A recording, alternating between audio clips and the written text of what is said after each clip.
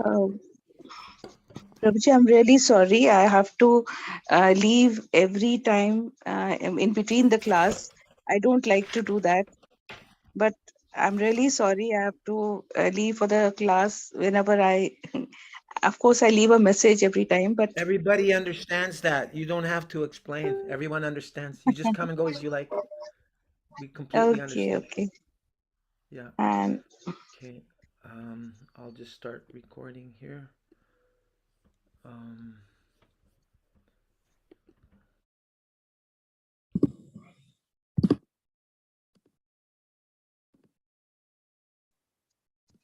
Hare Krishna, Dhanvat Pranam. Hare Hare Krishna. Krishna, Hare Krishna, Dhanvat Pranam.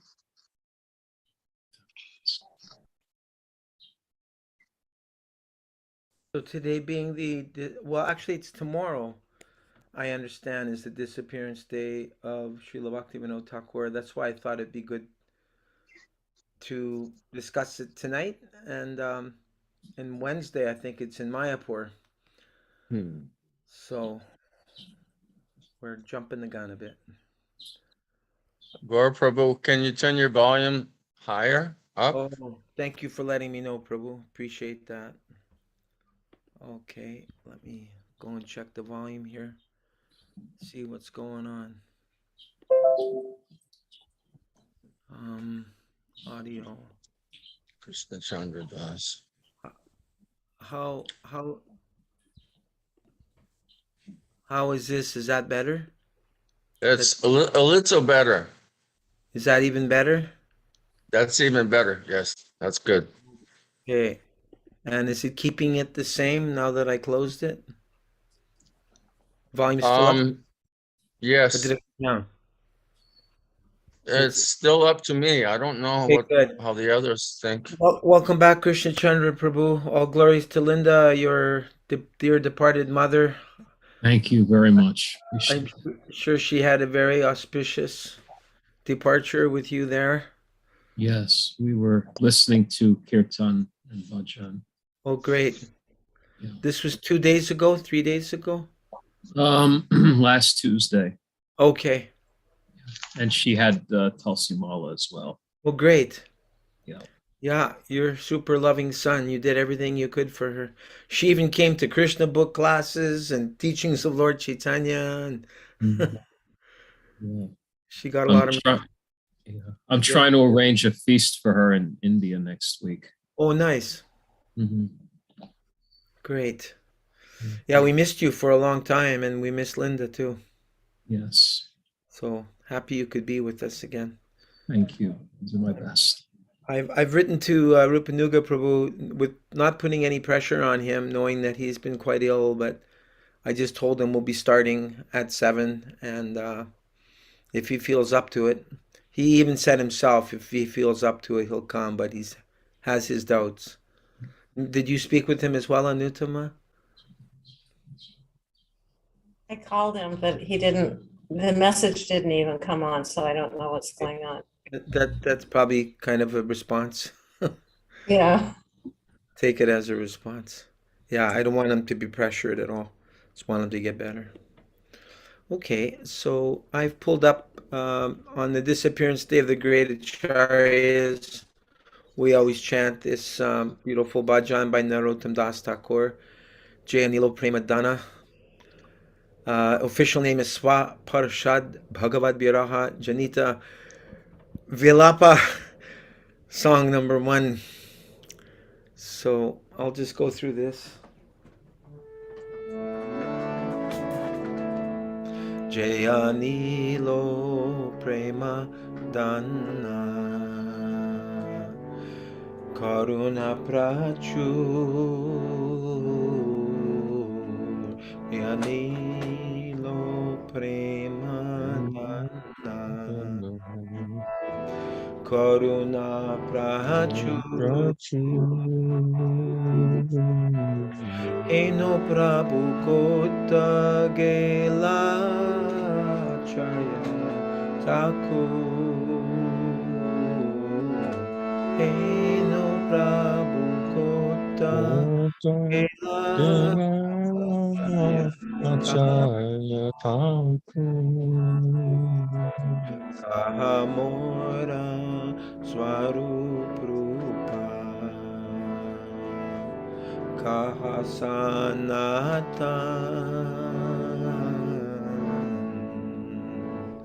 Amor.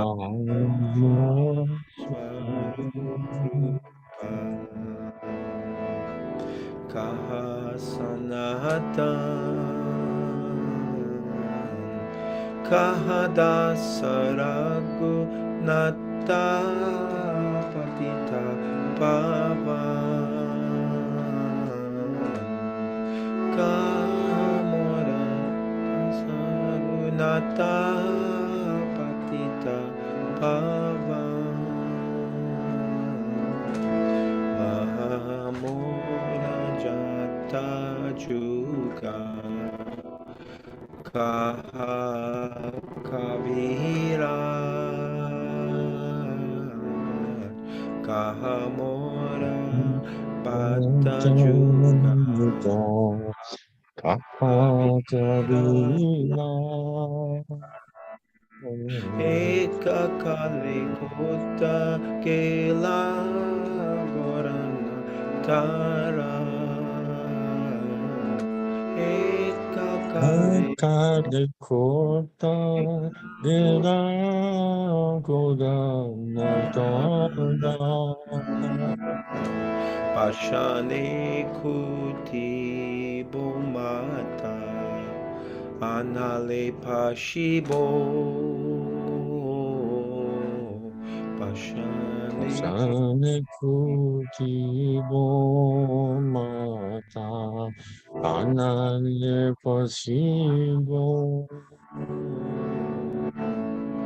Goranga Gunera Nidhi Kotakela Abo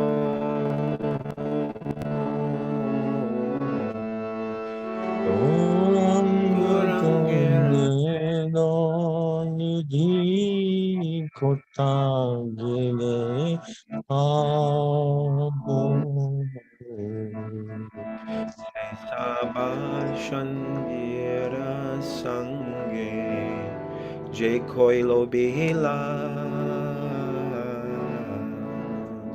Esaba sangira sange de kolovila. Se Sangana Paya Kande Narota Moda Sangana paya kande naro tamoda. Hare Krishna Hare Krishna Krishna Krishna Hare Hare Hare Rama Hare Rama Rama Rama Hare Hare Hare Krishna Krishna Krishna Krishna Krishna Krishna Krishna Hare Hare Hare Hare Damo Hare Damo Damo Damo Hare Hare. Sevananda Prabhu, would you like to read the translation, please? He who brought the treasure of divine love and who was filled with pictures, gotta get rid of this, filled with compassion and mercy. Where has such a personality as Advaitacharya gone? Where are my Swarup Damodar and Rupa Goswami? Where is Sanatanan? Where is Raghunath Das, the savior of the fallen? Where are my Raghunath Bhatt and Gopala Bhatta? Where is my Krishnadas Kaviraj? Where did Lord Gauranga, the great dancer, suddenly go? I will smash my head against the rock and enter into fire. Where will I find Lord Gauranga, the reservoir of all wonderful qualities? Being unable to obtain the association of Lord Gauranga, accompanied by all of these devotees, in whose association he performed his pastimes, Narottam Das simply weeps. Would you like to make any comment on this song, Prabhu? It's a song to sing and hope you don't cry too, It's a crying, praying song Mm-hmm. on the disappearance days. Yes. The worst is Prabhupada's disappearance day. It's the worst time to try to sing this song. Yes. Yes, he's our connection to the disciplic succession. Anutama, any thoughts from you about this wonderful bhajan? Nothing from you? Krishna Chandra, anything from you? Yeah, I know that. You want to say something? Hare Krishna, Billy Prabhu. Hare Thanks for Krishna. coming. Are all the cows happy and healthy? Well, we lost one the other day. Yes, Makani. Yeah. I read your email. Yeah. Yeah, we're just getting over that. So Yeah, it's 80 years old having to dig a big hole for a bull. That must have taken a lot out of you. well, we ended up using a backhoe. Yeah, our neighbor offered his brand new, spanking clean backhoe, and when I got done, it was a mess. I had to wash the backhoe off, but I seriously owe him a favor. It was He's really got quite a service he he's did. Makani was an old bull. It didn't seem like he was that old. He was 14. But I was talking with Linda Voith, who has a Goshala, and she said that's, kind of typical that they get a health issue. He already had arthritis. Uh-huh. So, in a way it was time. He had lost status in the herd. And anyway, we loved him, and that was that. All things must pass. Well, if he, at least at the very minimum, he'll be born as a Brahmana, in a Brahmin family. Yeah. Do you think so? Minimum. Well, I know he's a human at minimum because he got No, cow, mode of goodness, they pass away from old age, they Human become life. Brahmana in their next life, unless you have devotees around them playing kirtan and bhajan, and they hear that at the time of death, then it's even better. They can get liberation. But just by nature, cows go into Brahmana, mode of goodness, birth. Lions go into Raja, Kshatriya birth, and monkeys go into Tamas, ignorance birth, at the time of death. So a cow dying of old age is a very auspicious thing, even though it's a sad thing to you who knew the cow so well. Well, we have to see it like it's, we're in a drama, and kind of try to transcend over. I mean, it must be much harder for Krishna Chandra Prabhu, who lost his mother. So, Of course. Yes, absolutely. The cows are So the very Mangala social. Charana. Sorry. Are we turned on? yeah, we can. I was going to say the cows are very social, and Makani was kept in the barn with a cow that was his same age, and they'd been together since her birth, and she went through quite an emotional couple of days after he died. So I think she's getting back to normal. You think? Anyway, it's very interesting to see how attached they are to each other. Mm. So we have the opportunity to increase our attachment for one of our great acharyas, the pioneer of Krishna consciousness in the Western world, Srila Satchidananda Bhaktivinoda Thakur. And here's a beautiful prayer from our Mangala Charana, auspicious offering of respects at the Charana, at the feet of our great teachers. And in this one particular prayer in honor of Srila Bhaktivinoda Thakur, it says, Namo Bhaktivinodaya Satchidananda Namine Gora Shakti Sarupaya Rupanuga Varayate. I offer my respectful obeisances unto Satchidananda Bhaktivinoda, who is transcendental energy of Chaitanya Mahaprabhu. He is a strict follower of the Goswamis, headed by Srila Rupa. So, can everyone see Srila Bhaktivinoda Thakur's Appearance Day lecture on the screen, or do I have to stop the share and start it again? Or can you see? I see it. Okay, great. Yeah, so I have no disappearance lecture of Srila Bhaktivinoda from Srila Prabhupada, but there is an Appearance Day lecture glorifying Srila Bhaktivinoda. So I thought that's, appearance, disappearance of great Acharya is the same. All the See, same. yeah. Yeah. So Anutama, is Billy reading tonight or not?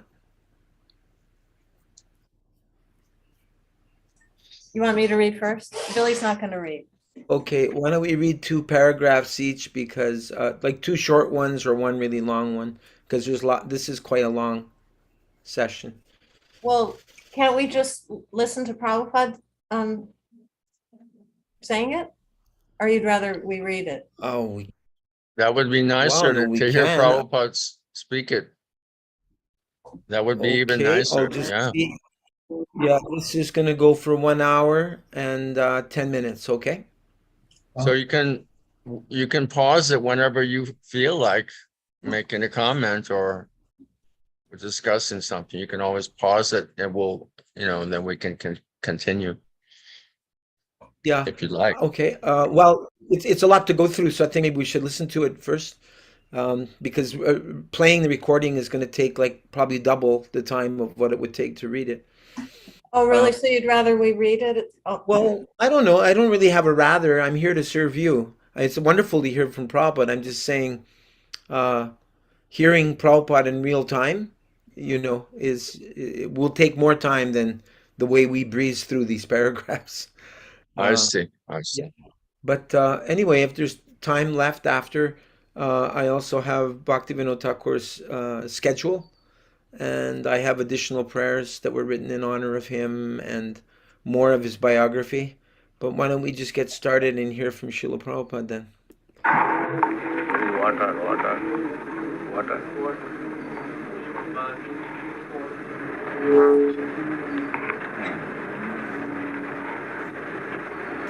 So today is very auspicious day. Can you hear?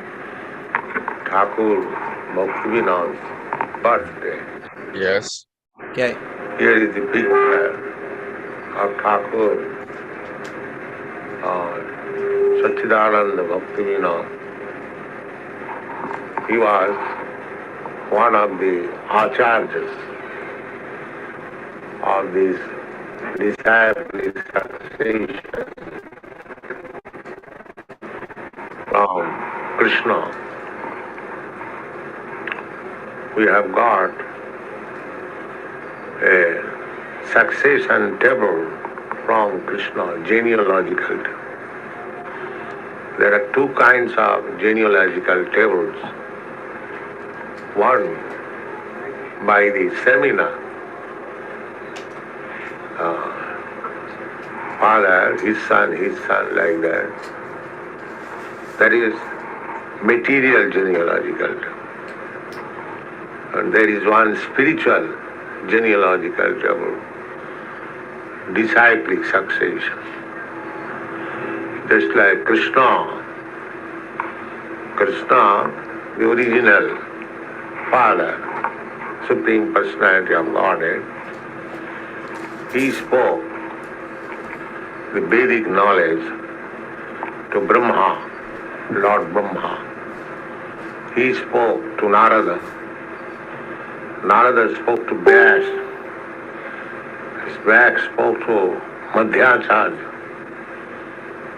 So, in this disciplic succession, Lord Chaitanya, from Lord Chaitanya, the 6 Goswamis, and similarly, coming down, Bhaktivinoda Thakur, then Gaur Krishnadas Babaji Maharaj, then my spiritual master, then we are next generation, my disciples. So there is a disciplic succession. And the acharyas, they are authorities. Our process of knowledge is very simple. We take it from the authority.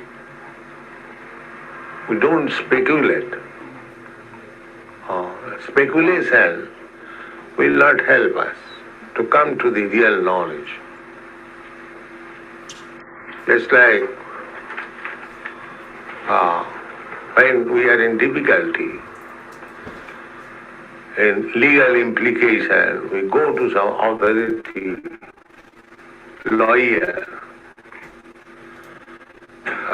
When we are diseased, we go to a physician, the authority. There is no use speculation. Suppose I am in difficulty in some legal implication, I simply speculate, I shall be free in this way and that way. That will not help. We have to go to the lawyer who knows things, and he gives us instruction that you do like this, then you will be free. Similarly, when you are diseased, if I speculate at home that my disease will be cured in this way and that way, no, that is useless. You go to an authorized physician and he will give you a nice prescription and you will be cured. That is the process of knowledge. But at the modern age, people think that I am free, I am independent, and I can make my own solution. That is rascaldom. That's not good. So John, when he was talking with Krishna as friend, but when he saw that there was no solution, talking like this, he surrendered to Krishna. He said, Shishasti ham, aham, myself, I surrender unto you as your disciple. Prapannam. Prapannam means surrender. So that is the Vedic injunction, that if you want to know transcendental knowledge or science, transcendental means beyond the scope of your direct perception. So, spiritual knowledge is beyond the scope of our sense speculation, beyond the scope. It's like when a soul, a spiritual spark only, leaves this body, you cannot see. Therefore, atheistic class of men, they speculate. There may be a soul, there may not be soul. Or the bodily function was going like this, now it is stopped. The blood corpuscles now cease, it is no more red, it is white, therefore life. These are speculation. This is not actual knowledge. Actual knowledge you get from the authority, Krishna. He says, Tatha dehantaram prati dhiras tattva namayati. just like the soul is passing through different stages. Dehinasmin jatha dehi. Deha means this body. Asmin dehe, in this body, there is dehi. Dehi means who is the owner of this body. That is soul. That is passing through childhood, boyhood, babyhood, youthhood, old age. Everyone, you can perceive that you are a child, you are a baby, you are a boy, now you are a young man or old man. So you are there. So as you are passing through different types of bodies, similarly, when you give up this body, you accept another body. What is the difficulty? Tatha dehantaram prapti dhiras tattva muyati. There is no question of becoming astonished how transmigration of the soul takes place. The vivid example is there. Simply, you require little intelligence. That intelligence is developed through the instruction of Acharya. Therefore, Vedic injunction is not to acquire knowledge by speculation. That is useless. Athato te deva padam bhujadvayam janati tattam prasada leshan grihita evahi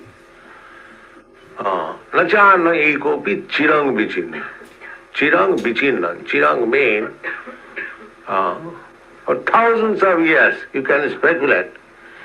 You cannot understand what is God. That is not possible. But if you receive knowledge from the devotee, he can deliver you. Therefore, Vedic injunction is that Tadvijnana, in order to understand Tad-Vigyan, Vigyan means science. If you want to know the transcendental science, then you must approach a guru. Tad-Vigyanartham. In order to, if you are at all interested to understand the spiritual science, Tad-Vigyanartham, Gurumeva avigache. You must approach Guru. Guru means this disciplic succession, as I have explained. So, Bhaktivinoda Thakur is an ideal Guru. He was not a sannyasi, he was grihastha, householder, living with family, wife, children. Still he was Guru. So, anyone can become Guru. Not that a sannyasi can become Guru.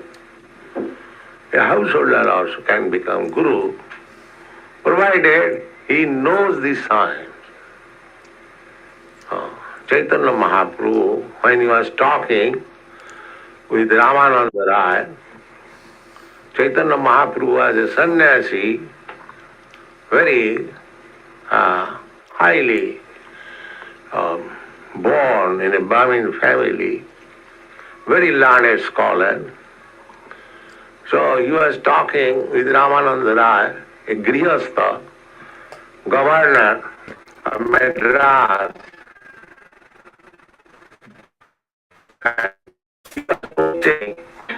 And Ramananda Rai was answering. That means he was taking the part of Guru, and Chaitanya Mahaprabhu was taking the part of a disciple. So he was hesitating, Ramananda Rai. He thought himself that I am a grihastha, I am not even a Brahmin. Besides that, I am dealing in material affairs, I am governor. politics. And Chaitanya Mahaprabhu is a sannyasi, born of a high-class Brahmin family. So it does not look well that I shall teach him. So he was hesitating. Chaitanya Mahaprabhu said, "No, why you are hesitating?" He said, "Kiva Vipra, Kiva Sudra, Nasi Kane Noy, Jai Krishna Tattva Beta Sei Guru Hoy." He said, don't hesitate. Either one may become a Brahmin or one may become a Sudra. Kiva Vipra, Kiva Sudra. Vipra means Brahmin and Sudra. Sudra is the fourth grade human being. Brahmin is the first grade. So Kiva Vipra, Kiva Sudra. He may be a first grade human being or the lowest grade human being. Or he may become a sannyasi or a grihastha. It does not matter. Anyone who knows the science of Krishna, he can become a guru. This is the verdict. Because spiritual science does not belong to the bodily platform. It is on the spiritual platform. It is very nice. Just like when you go to a lawyer, or to an engineer, or to a physician, you do not inquire whether he is a Brahmin or Shudra. Simply you have to know whether he is a lawyer, that's all. Whether he is a physician, actually. If he knows the medical science, he may be a Brahmin, he may be a Shudra, he may be a sannyasi, he may be a householder. It doesn't matter. Your business is with a physician, with a lawyer. Similarly, your business is to understand Krishna. So anyone who knows Krishna perfectly, you have to go there. Tad vijnanartham sa gurumeva vigacchen. It is Vedic injunction, it's not there. You have to approach a sannyasi or a grihastha or a Indian or African. No, guru. And guru means who knows the science of Krishna. So, this Bhaktivinoda Thakur was grihastha, very responsible officer, magistrate. And he was so exalted that he would come from his office generally at 5 o'clock, then take his supper and immediately go to bed. Immediately. Say at 7 o'clock in the evening he goes to bed and he wakes up at 12 o'clock. So suppose he goes to bed at 7 o'clock in the evening and wakes up at 12 o'clock at night, it is sufficient sleep, 5 hours. One should not sleep more than 5 to 6 hours. Minimize as far as possible. The Goswamis used to sleep not more than 1.5 hours or 2 hours. Sleeping is not very important thing. Even big politicians, they used to sleep for 2 hours. So especially in spiritual line, this should minimize as far as possible, eating, sleeping, mating, defending. Minimize. Gradually it comes to meal. Raghunath Das Goswami, he was eating only a little piece of butter every alternate days, not daily. So this Bhaktivinoda Thakur, regularly, he was coming from his office and after taking his supper, immediately goes to bed and wake up at 12 o'clock, and he used to write books. He left behind him about 100 books. And he excavated the birthplace of Lord Chaitanya, organized how to develop that birth site, Mayapur. He had so many business. He used to go to preach about Chaitanya's philosophy. He used to send books to foreign countries. In 1896, he attempted to send Life and Precepts of Lord Chaitanya in the McGill University in Montreal. So he was busy, Acharya. So one has to adjust things. Not that because I am Grihastha, householder, I cannot become a preacher. It is the business. Give me water.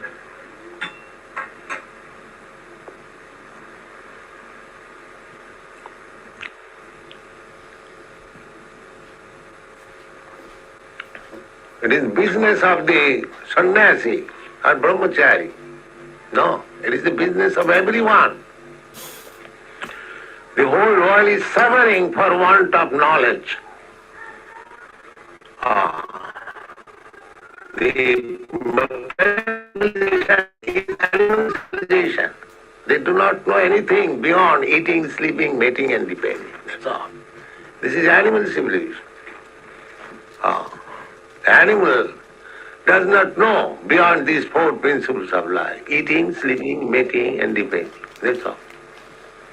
No, human life is meant for something else. What I am, what is God, what is my relation with God, what is this material world, why I am here, where I have to go next. So many things one has to learn. Athātam Brahma Jigyāsa. This is human life.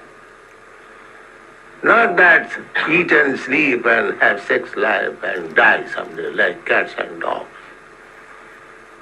Therefore, there is need of acharyas, teachers, for propagating spiritual knowledge, Krishna consciousness. Bhaktivinoda Thakur was, although he was a grihastha, householder, a government officer, magistrate, but he was acharya. So from his dealings, from his life, we should learn how one can become a preacher in any stage of life. It doesn't matter what he is. There was one incident, very interesting. When he was magistrate in Jagannath Puri, the system is Jagannath temple is a very big establishment. In the temple, 56 times daily, bhog is offered. And you'll find in the temple all 500 to 1,000 people gather. And they come from outside. And prasad is ready. If you go and ask in the Jagannath temple that we are 100 men come from outside, we want prasad. Yes, immediately ready. So it is a huge temple. This is one temple, but there are many other thousands of temples in India. I'm just going to take a brief second to make a comment on that. How there's a famous letter from Srila Prabhupada where he's saying we should always have 20 plates of prasadam ready. And so that if any guests come at any time, they immediately receive prasadam. And he said, if there's any left over, then our own men can take. Well, like the Sankirtan devotees or someone who comes back after a long day. And when Prabhupada was in Amritsar and he saw how the Sikhs were preparing thousands of chapatis on this overturned tava, he was very impressed by the langar, uh, the food distribution that the Sikh people do. And he said, we should be like this. We should, be this well organized. And I talked to the Sikhs since then. They've told me that they've since replaced that system with a chapati making machine. It just like churns them out. But they doubled their production though. Uh-huh. They increased. Yeah. Uh-huh. Wow. It was not only, of course, Prabhupada's concern was prasad distribution in our temples. Chapati is in subject for 20 men at any time. But actually, the Sikhs started by Guru Nanak. They were kshatriyas who defended Sanatan Dharma from the Muslim invaders Right. many times. And Guru Nanak actually traveled to Jagannath Puri and met Lord Chaitanya. Mm-hmm. That's why in their book, Guru Granth Sahib, they worship it like we worship Srimad Bhagavatam. Right. And it's filled with holy names like Krishna and Rama and Govinda and Gopala. It's filled with the holy names. Mm-hmm. Lord Chaitanya definitely had great influence on Guru Nanak. But yeah, we're supposed to have prasadam. One time, what happens if you hang around a small temple on a Sunday, if you don't have a feast, or anytime, it can be on a Monday, and all of a sudden, ding dong, 20 Hindus show up at the door. They're visiting from out of town, and they want to have darshan at the temple, and so they go to the temple, and you got 20 people there that need prasadam, and you didn't know, and you weren't prepared. It happens. It happens. So you have to quick, like, you get a couple of devotees working on cooking, and then you have to sort of impromptu give a class and to take up time. And yeah, we should always have prasadam cooked and ready when people come.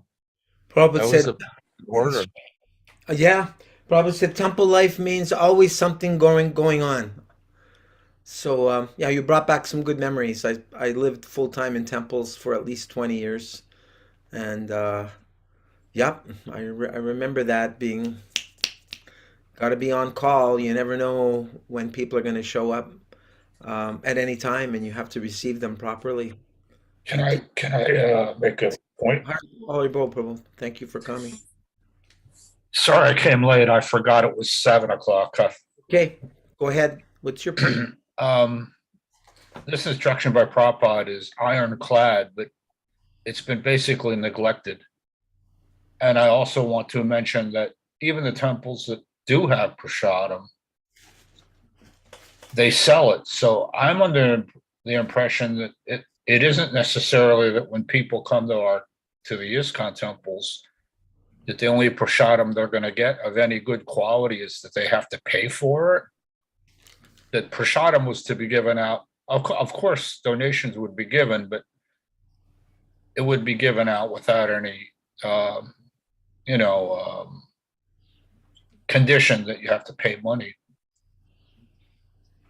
Well, when I And it hear would- that point, I'm thinking that temple must be hard for Lakshmi to have to charge for prasadam. It means, I don't want to say that the manager is a bad manager, but it means they don't have enough Lakshmi coming in. No, that's not necessarily true. I have contacts in England, and I talked to godbrothers that live near the Bhaktivinoda Manor. Yeah. And I was told personally by them that the prasadam that they serve out to the devotees is cooked in oil, and actually the standards dropped dramatically for giving out free prasadam. And if you want anything better, you got to go to the shop and pay money. So that's very unfortunate, because that's not the way ISKCON was when I joined. You could get Mahaprasadam cooked in ghee, or regular devotee prasadam cooked in ghee if you happen to be there at the right time for breakfast, lunch, or evening prasadam. And they didn't I mean, of course, devotees would ask for donations, but they never said if you don't give a donation, you don't get the ghee cooked prasadam or the maha prasadam. I think it's been turned too much into a business rather than just to give it out. I know that as a fact because I've gone to the temples, and they don't have any preparation for giving out nice prasadam that's given out without any condition. They may even sell it, but they don't have free prasadam. So I don't know, Sevananda. That's a concoction. I mean, what you say is true. I can understand you. Prasadam is a concoction. Yes. No, I can understand they're going to sell veggie burgers or pizzas or expensive sweets that are specially made. That's at a restaurant or something. That's not like or like a cafe or some type of like at the temple we have here. They have two refrigerators full of like there's Mataji makes pizzas and sandwiches and sweets cooked in using dairy products, like real nice sweets. And it's an honor system. They have a plastic container, and guests that come by when nobody's there, they can take prasadam, but they're expected to put some money to pay for the products inside. I mean, they don't have the manpower. They basically don't have the temple devotees here. They have, I'm not criticizing, I'm just saying 99% of the devotees here are householders that live outside and go to the temple. They don't have real, like a big brahmachari ashram or a big brahmacharini ashram. I mean, it doesn't exist.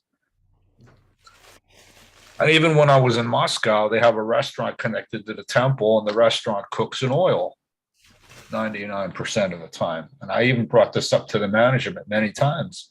And I even said, well, why can't the guests, they couldn't go to the restaurant because it's directly connected to the temple. As soon as you walk in the front door, to the left is the door of the temple, and then there's the reception, and then to the right, the temple's down. Do you have a solution? Do you have a solution to this, or it's just an observation? Well, no. Prabhupada asked for prasadam to be regularly distributed to anybody at any time, to be on the.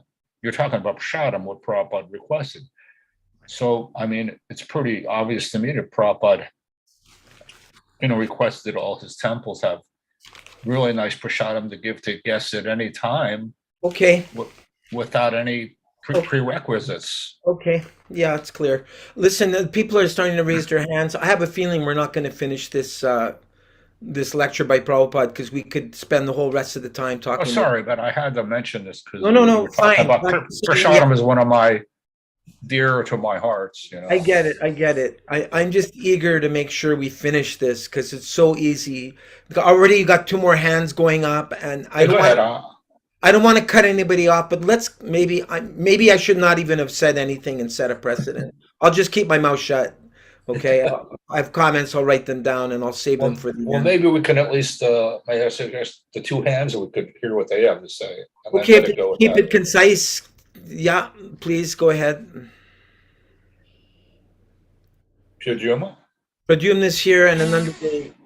Ananda, Dave? You had something to say? Yeah, so you guys are talking prasadam. I want to know what's the difference between temple prasadam and restaurants prasadam, because, I mean, it's all prasadam, right? So are you saying if you're selling prasadam, it has no potency? What's the difference? Temple prasadam is offered directly to the deities on the altar by a Brahmin. The restaurant prasadam may be offered by somebody that might be first initiated, where they have a makeshift picture in the kitchen. I know that because I see that in the restaurants, and it's offered, but it's not the same exact. May not even be the same. Who knows? Actually, a year ago, the GBC made it a strict rule that was Bolga cooked and offered to the deities must be cooked in ghee. But what they did to get around that is they just cook their little offering for the deities, but then the big pot of prasadam for the devotees, that gets cooked in oil. Exactly. The difference is if it's cooked for the restaurant or the cafe, the motivation is that they charge money. Okay, whereas prasadam, Krishna is not a poor man, and Radharani is the queen of all Lakshmis. Okay, so we Krishna and Radha and Krishna will provide for us if we do things the way Prabhupada instructed us to do. Not that we use prasadam as a way to make money. No, that's another concoction. When I ran our Govindas in Ottawa Temple, whatever went on the altar to Sri Sri Gauranitai, it went directly into the buffet.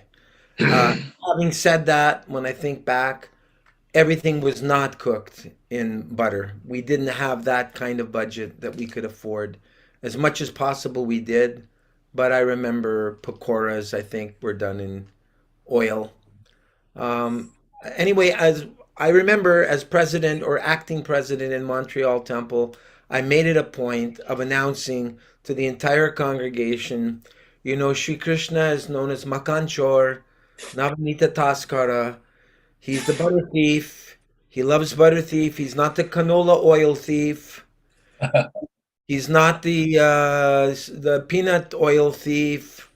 He's not the soya oil thief. This is not what he's hankering for.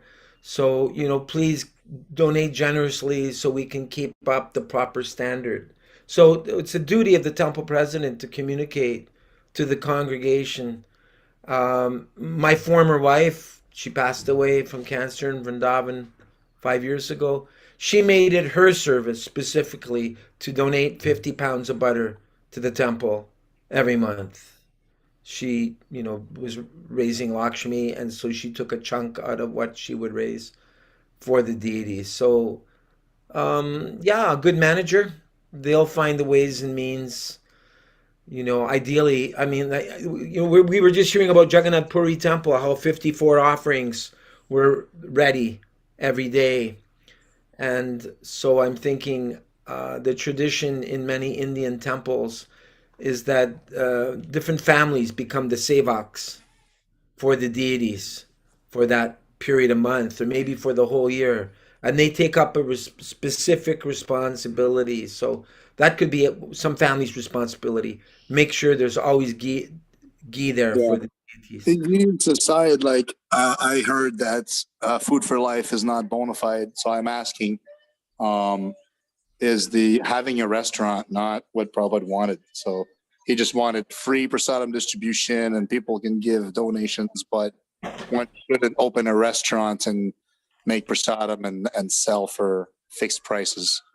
So is that correct, or is that stretching it? We had restaurants when Srila Prabhupada was here. Yes. We had both. Anything that was good for preaching was considered beneficial. The restaurant in downtown London, people line up outside that restaurant down the street for the last 40 years. So, it's not to be sneezed at. Yes. The same in New York. Radha Govinda's, and same in any Radha Govinda's restaurant.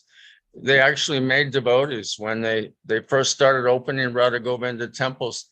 They noticed that over the course of a year or 2 or 3, people that had zero inclination towards Krishna consciousness would suddenly become increasingly devotee-like, and some of them actually shave up and join the temple after simply from taking prasadam for 2 or 3 years at the Radha Govinda's restaurant.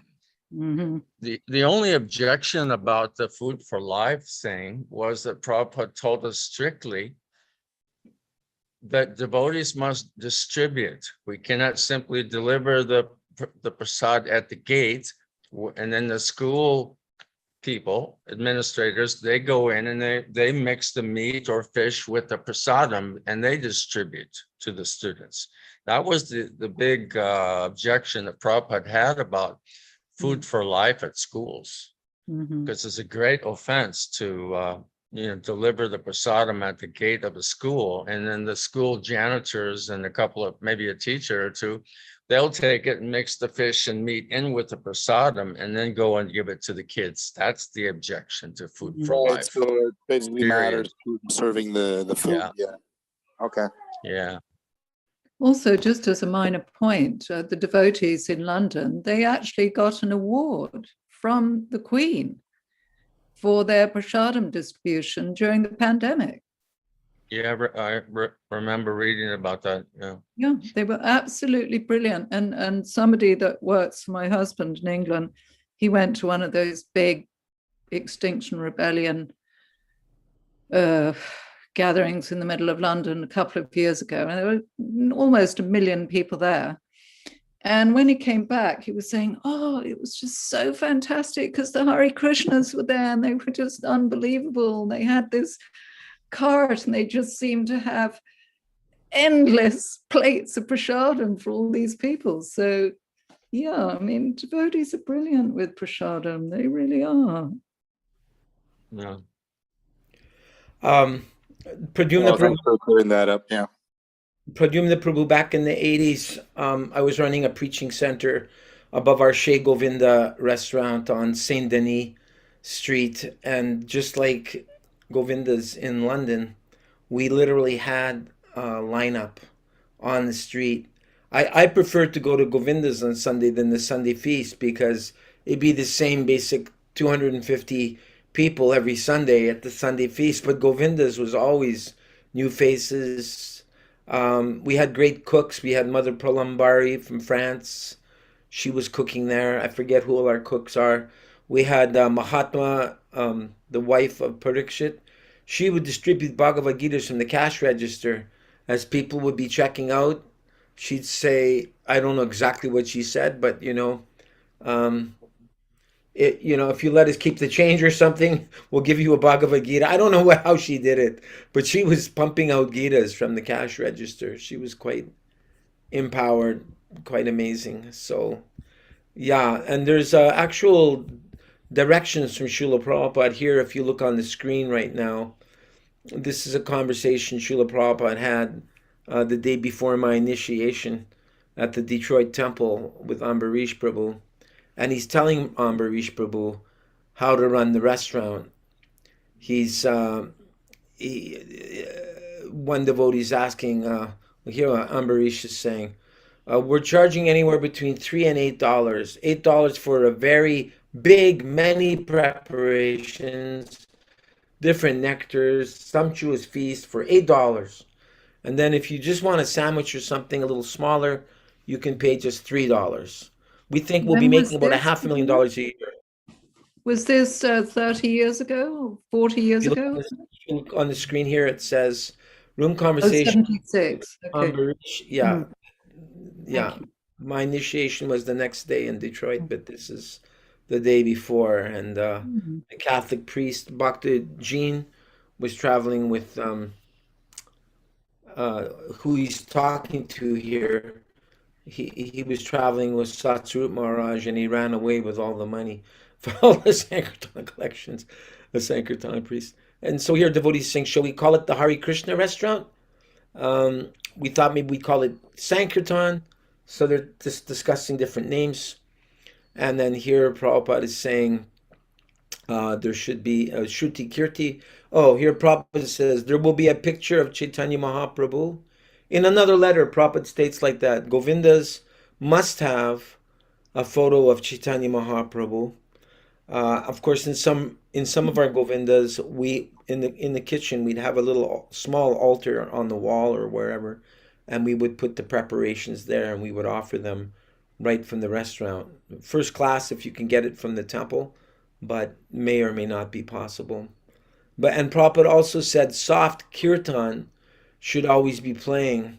And I don't want to mention the name of the restaurant, but I know a Govinda's where they only play secular music, like mellow, relaxation music, but no kirtan at all. And it irks me every time I walk into that restaurant because there's no kirtan, and that's not Prabhupada's standard.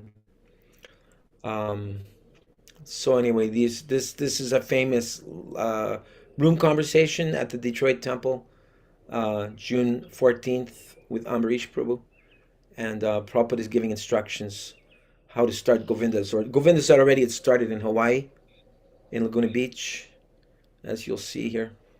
So yeah, Prabhupada wanted like almost like a franchise. It seemed he wanted a Govindas in every town and village.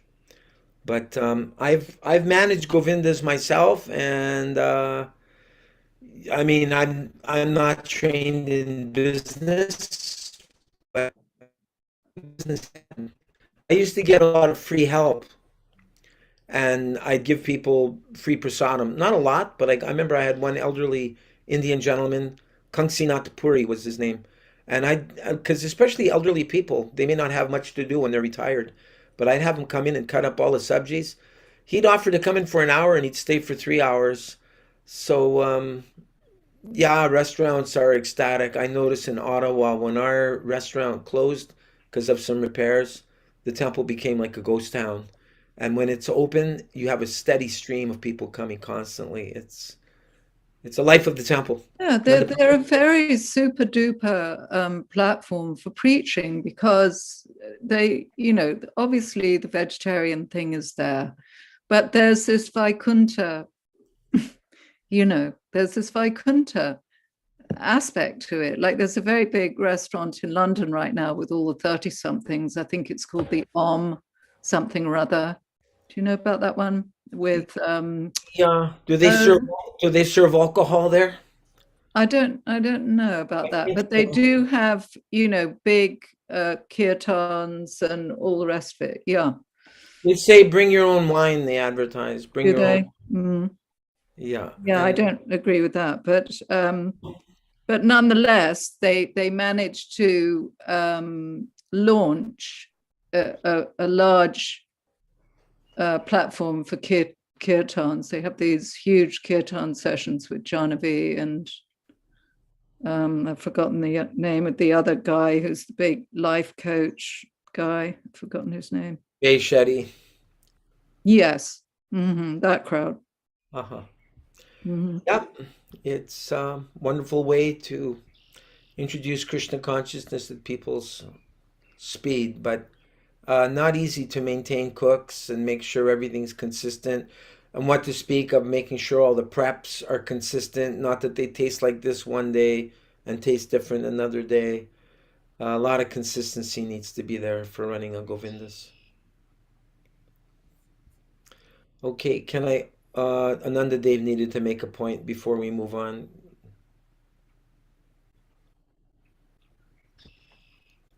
Ananda Dev, Yes. did you have a point? Thank you for allowing me to speak in such short time that we have. But yeah, I wanted to say that at Govindas, there's a Govindas here in Houston. Like before the pandemic, the temple was distributing freely prasadam, and when the pandemic hit, one day I went there and they were just had like sweets and stuff in a box, and the only like meal available was at the Govindas. So I think COVID has something to do. Like I think maybe COVID put like a widespread maybe anxiety, or maybe specifically on this temple where, I mean, because I say that because like there's somebody mentioned that there was a devotee who had somehow or other I guess he was using the temple as a bank. He had like $30 million deposited there, and he passed away. The temple just kind of held on to it. So I know they weren't hurting for funds, Just to but and then the point was like prasadam. There's different standards of prasadam. To if I may offer my small perspective to Pradyumna. Like I've seen where, well, that the standard at the temple is more, it's like it's supposed to be higher quality. There's just certain things that you can, some people use yeast and all these different things, and at the temple there's a standard for everything. when it's offered to the deities, sure you all understand, but it's supposed to be even more purifying. But I say that because like when they're about I've seen where people they'll only eat prasadam from their Thakurjis, from their deities. They'll only take from the temple. They don't for one reason or another. I think it's just because when a person gets to a certain, I guess, platform, they're relying on their deities to, provide that continuous purification. And sometimes when other people are preparing prasadam, maybe they might not be chanting with the same quality or not finish their rounds or something like that. But yeah, I've heard of devotees that, they'll like I've also seen where Brajavasis, where there's some devotees distributing, some Western devotees distributing prasadam in Vrindavan, and a lot of Brajavasis will take it because they're hungry. But some of them will respectfully decline, citing that they only eat from their deities. So it's more intricate than prasadam. There's different grades of prasadam, as you understand. There's Mahaprasadam, for instance. Thank Yes. you. Let's get back to Lord Jagannath's prasadam with Bhaktivinoda Thakur. Thank you. Thank you. Thank you. Where is the recording? There we go. Distributed. Now it is by our present government. They think that it is unnecessary expenditure. They are minimizing, but not unnecessary expenditure. They do not understand. Formerly in India, there was no necessity of hotel. Anyone goes anywhere, even in a village, he goes to a temple, the prasad is ready. There is no need of going to a hotel. You pay or don't pay. If you say that I want little prasad, yes, take it. That is, the system is still. There is an Orthodox temple in Rajasthan. You pay 2 annas only. 2 annas means 1 cent. You get sumptuous prasad for 2 months. All very nice prasad. Still, the prasad distribution in temple is long-standing usage. So Bhaktivinoda Thakur, the Jagannath temple is managed by a body, and it is the custom that the local magistrate of the district, he becomes the president or manager. So Bhaktivinoda Thakur was manager in that sense, because he was magistrate. The managing committee was being presided by him. So there was a complaint. In Odisha, this Jagannath temple is situated in Odisha. Utkal. This state was originally belonged to Dhruva Maharaj. His son's name was Utkal, Maharaj Utkal. Anyway, so this Utkal, there was a pseudo-yogi. He declared himself that, just like you'll find nowadays also, there are so many rascals declaring that I am incarnation of God. And they know some mystic power, play some jugglery, and foolish people take them, he is God. So there appeared one, like such pseudo-God, Vishnu, in a village of Orissa. And he was dancing, rasa dance. And foolish people were were sending their daughters and wives to dance with him. You see? There are so many. Not only that, the people are so foolish. They do not know. They want to be cheated. And these cheaters come. He declared that I am God, I am Vishnu. So there were sane men also. They took objection. What is this nonsense? Man is dancing with ladies and gentlemen, girls. So they filed a complaint. At that time it was British rule. The complaint to the governor or the commissioner, very high officer. The commissioner knew that Bhaktivinoda Thakur, his name was Kedarnath Datta. Datta, Kedarnath Datta, his household name. So, the commissioner of the division, he knew that Kedarnath Datta is a religious man and he is magistrate in charge. So he handed over the case for inquiry. What is this complaint? You please inquire and do the needful. So he was a pure devotee and he understood that this rascal is a bogus man, cheating people. I must inquire. So he went to the village in plain dress with some constables, police constables. They were also in plain dress. And as soon as he approached that rascal yogi, he said, "Oh, you are Kedarnath Datta." So, very nice. I shall make you king of India. Please don't try to bother me. Because he could know that he has come to inquire about my Ras Leela.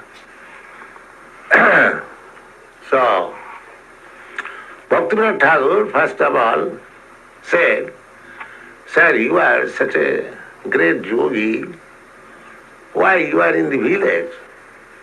Why don't you go to Jagannath Puri? There is temple and Lord Jagannath is there. Better you go there and see the Lord and be happy. Why you are in this village?" "Oh, Jagannath, that is made of wood. I am personally the Supreme Lord. That is made of wood."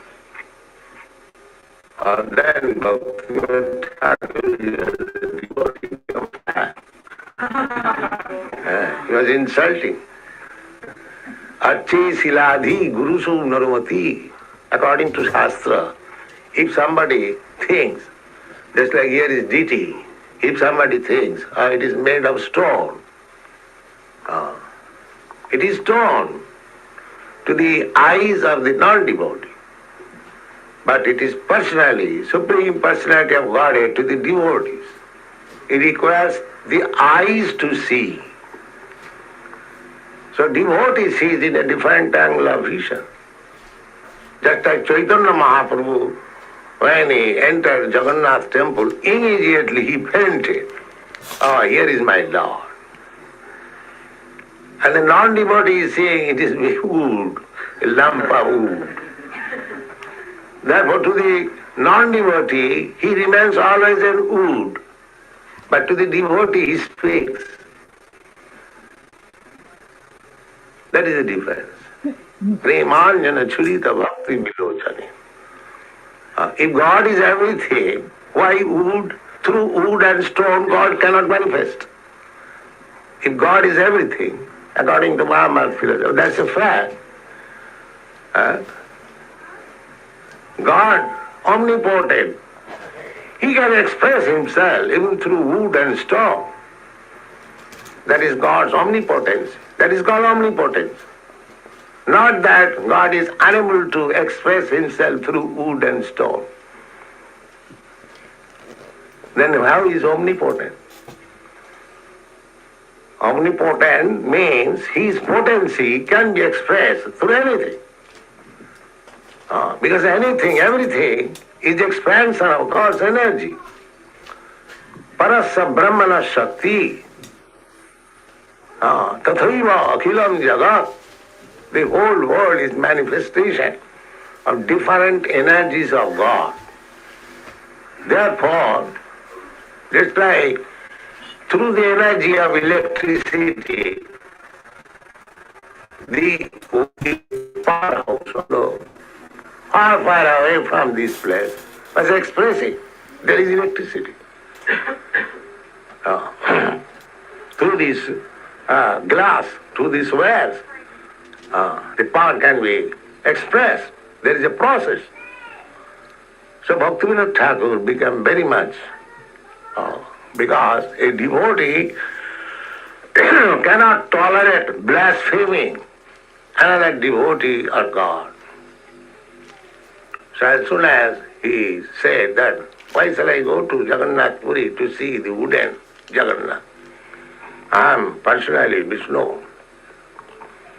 Bhaktivinoda Thakur immediately ordered his constables, arrest him.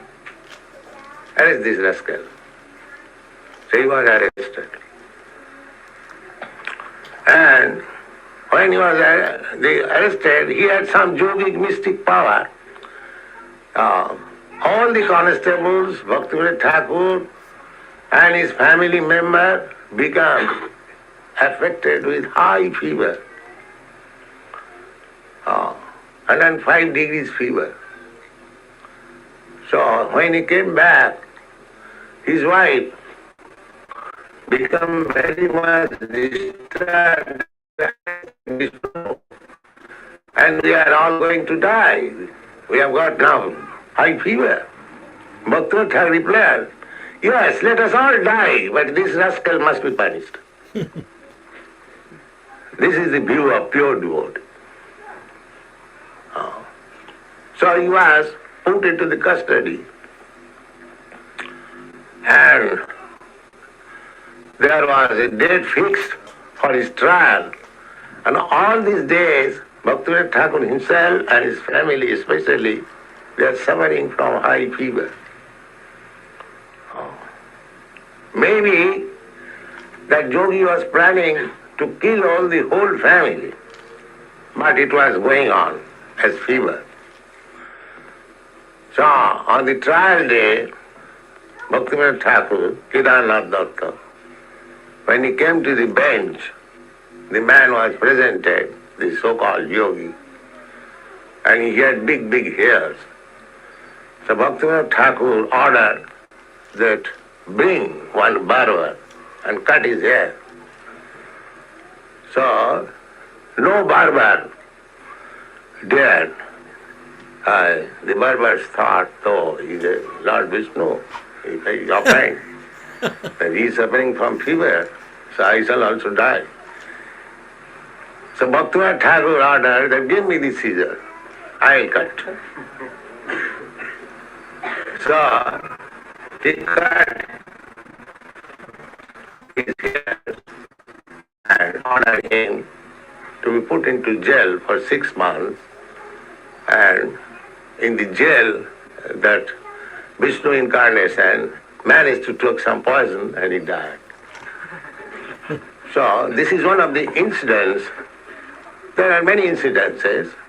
He was very strong man. He punished many pandas in the tirthas who exploit visitors.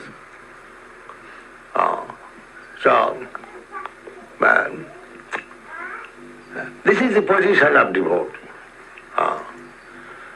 In spite of his becoming a responsible magistrate, a householder, still he was acharya.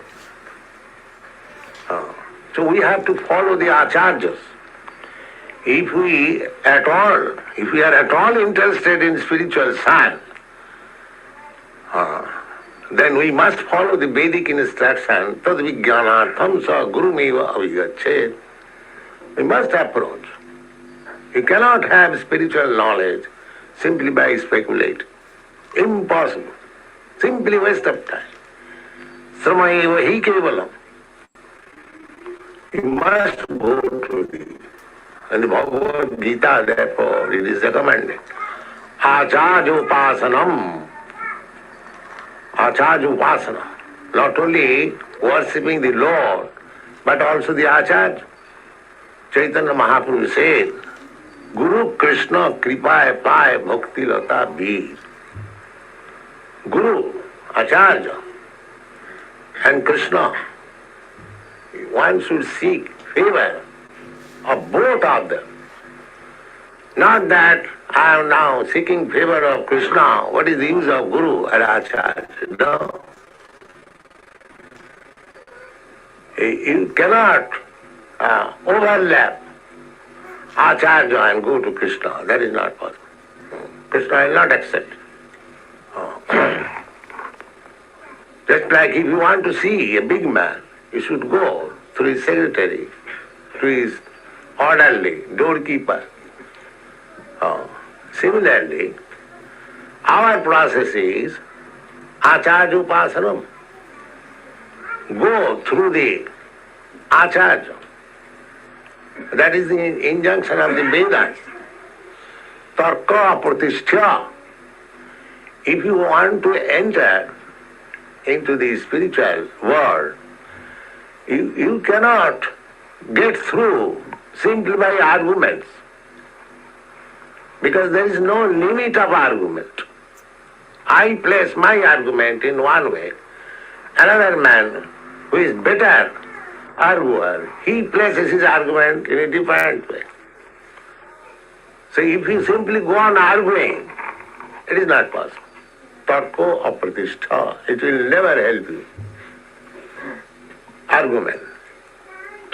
Suto bibhinna, if you think that I shall read scriptures and I shall understand God.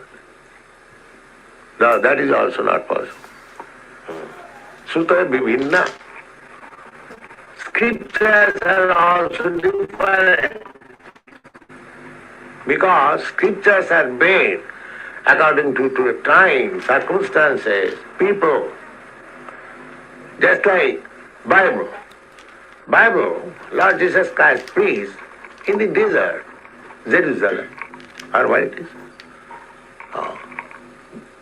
People who are not so advanced, therefore his first instruction is thou shalt not kill. That means they are very much engaged in killing affairs. Otherwise, why is this instruction? And actually it so happened that they killed Jesus Christ. So that society was not very enlightened society. So scripture for a society which is not very enlightened and scripture for a society which is very enlightened must be different. Just like a dictionary for the schoolboy, a pocket dictionary, and for a college student, international, big things. Both of them are dictionaries. But the small pocket dictionary is not equal to the big dictionary. Because it is different made, but different classes are made. So scriptures are made according to different classes are made. There are 3 classes are made. First class, second class, and third class. The third class man cannot understand the philosophy and scriptural injunction of the first class man. That is not possible. Higher mathematics cannot be understood by the small school boys who are simply trying to understand 2 plus 2 equal to 4. But 2 plus 2 equal to 4 is equally good to the higher mathematics student. But still, higher mathematics and lower mathematics is different. Therefore, it is said, Sutayo Bibhinna. The scriptures are different. So if you simply try to understand what is God by reading scriptures, you cannot achieve. You must approach a guru. Just like a medical book, it can be available in the market. If you purchase one medical book and study, and you become doctor, that is not possible. You must hear the medical book from a medical man in the college, medical college. Then you will be qualified. And if you say, sir, I have read all the medical books, recognize me as a medical practitioner. No, that will be not. The sutaya vivinna, scriptures are different. Arguments, that is also not helpful. One man may argue better than me. Then philosophy, the philosophy it is said, naso munijjasya matangna bhinna. One philosopher is differing from another philosopher. Just now, today, Samsung has purchased one book about different philosophers. So that you also cannot ascertain what is truth. Therefore, Shastra says,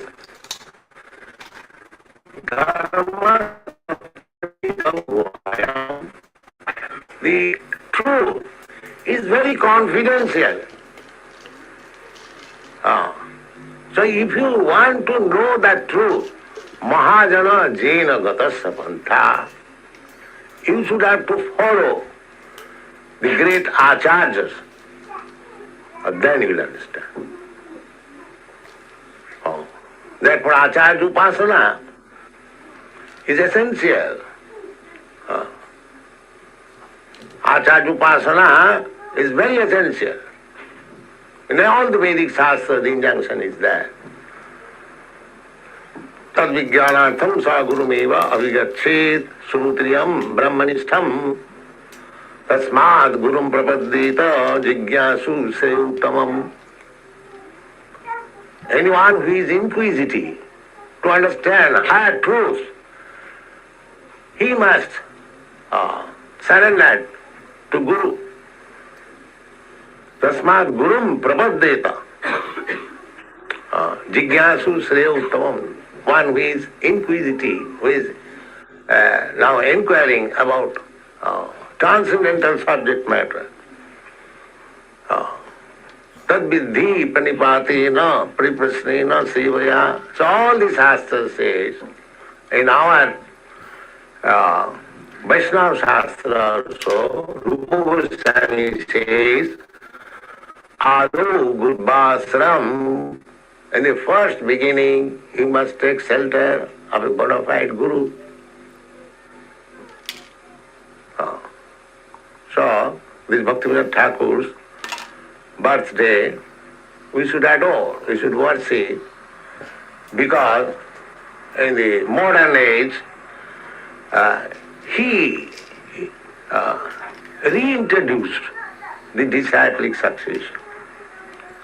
From Chaitanya Mahaprabhu, 500 years ago, Chaitanya Mahaprabhu taught this philosophy, but within 200 years, because this material world is so mad that whatever you introduce, in due course of time, it will deteriorate. You make a nice house, but after 100 years, 200 years, or nowadays, even after 50 years, it becomes dilapidated. That is the nature's law, Kala. Time will destroy everything. And British Empire, such a big, vast empire, now it is finished. The Kala, the time will, everything back, finished. That is material. Anything material.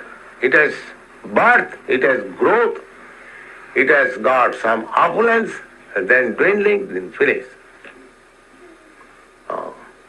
That is the way of material. So we are interested in spiritual subject matter. Therefore the process is Adu Gudbasram. One has to accept a bona fide spiritual master. That is our process. Without accepting a bona fide spiritual master, we cannot make any progress. It is impossible.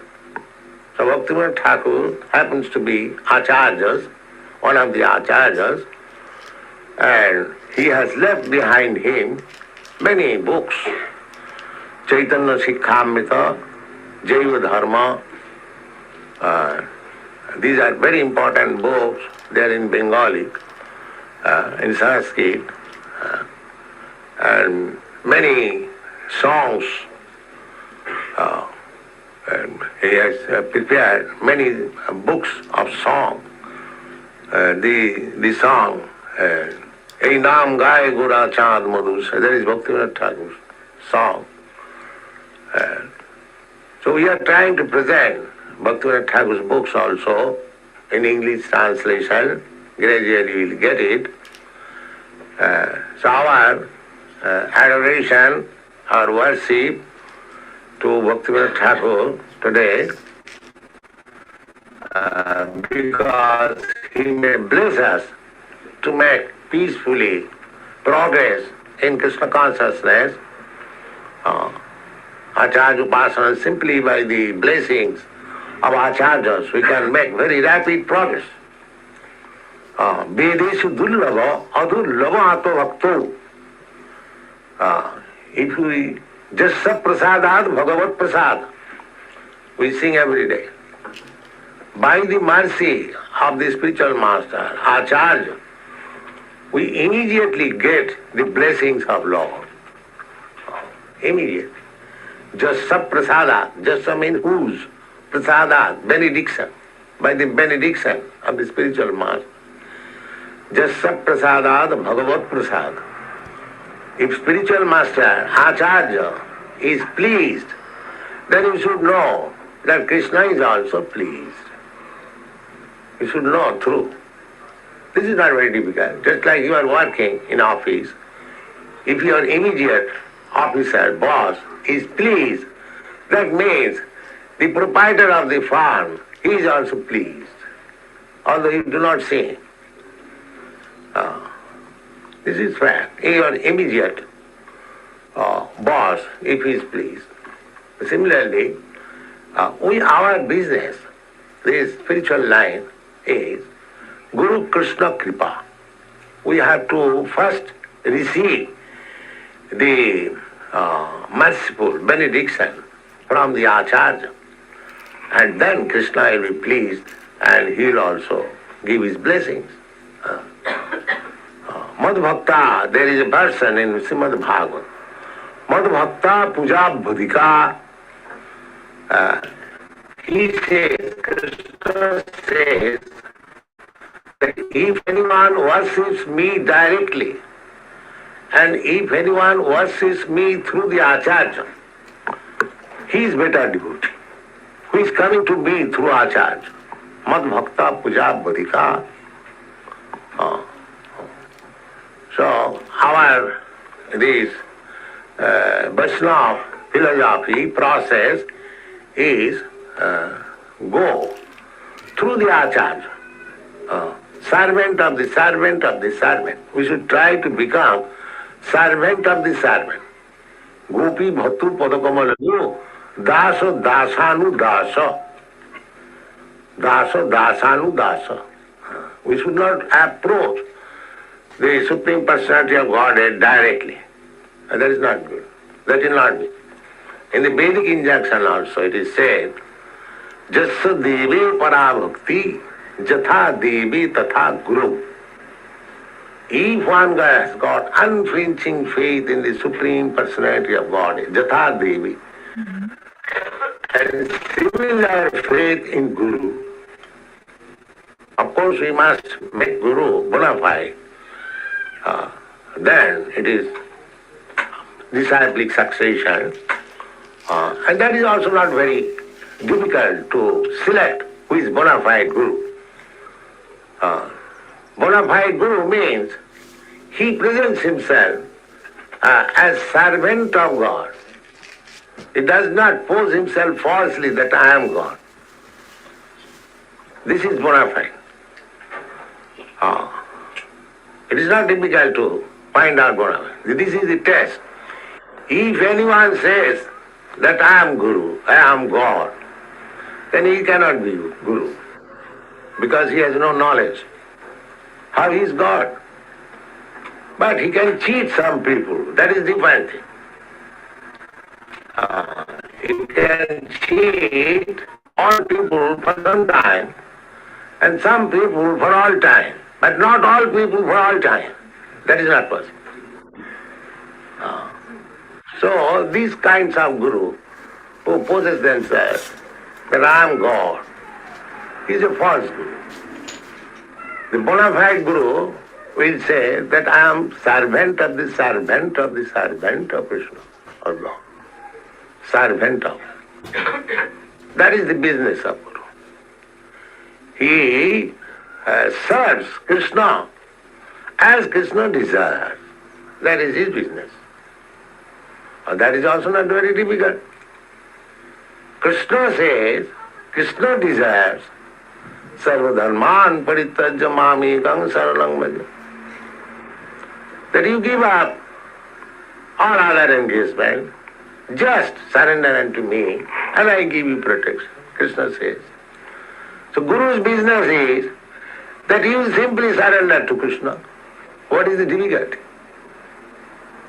Simply repeat the same thing, not for himself but for Krishna. He is bona fide Guru. So this Krishna consciousness movement is very bona fide because we say the same thing as Krishna says. We don't make any addition or alteration. Not like big scholars like, it is not to Krishna.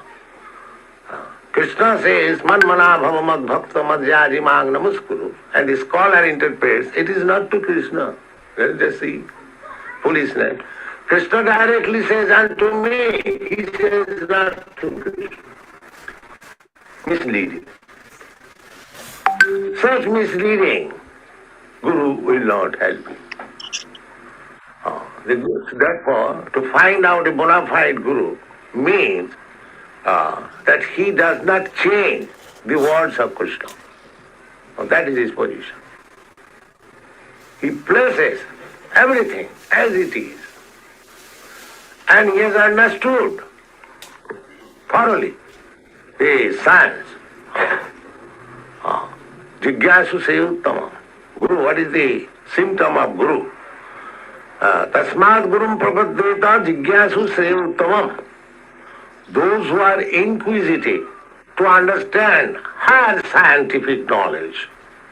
Uttamam. Uttam means higher. Uttam, madhyam, adham. There are three words. First class, second class, third class. So, spiritual knowledge is uttamam. Anyone who is inquisitive to understand first class knowledge, he requires to go to a Guru. Those who are interested in third class knowledge, they do not require any Guru. Third class knowledge means animal knowledge. How to eat, how to sleep, how to make arrangement for eating, how to make arrangement for sleeping. That is third class knowledge. Because the animal also try for this kind of knowledge. How to eat, how to sleep.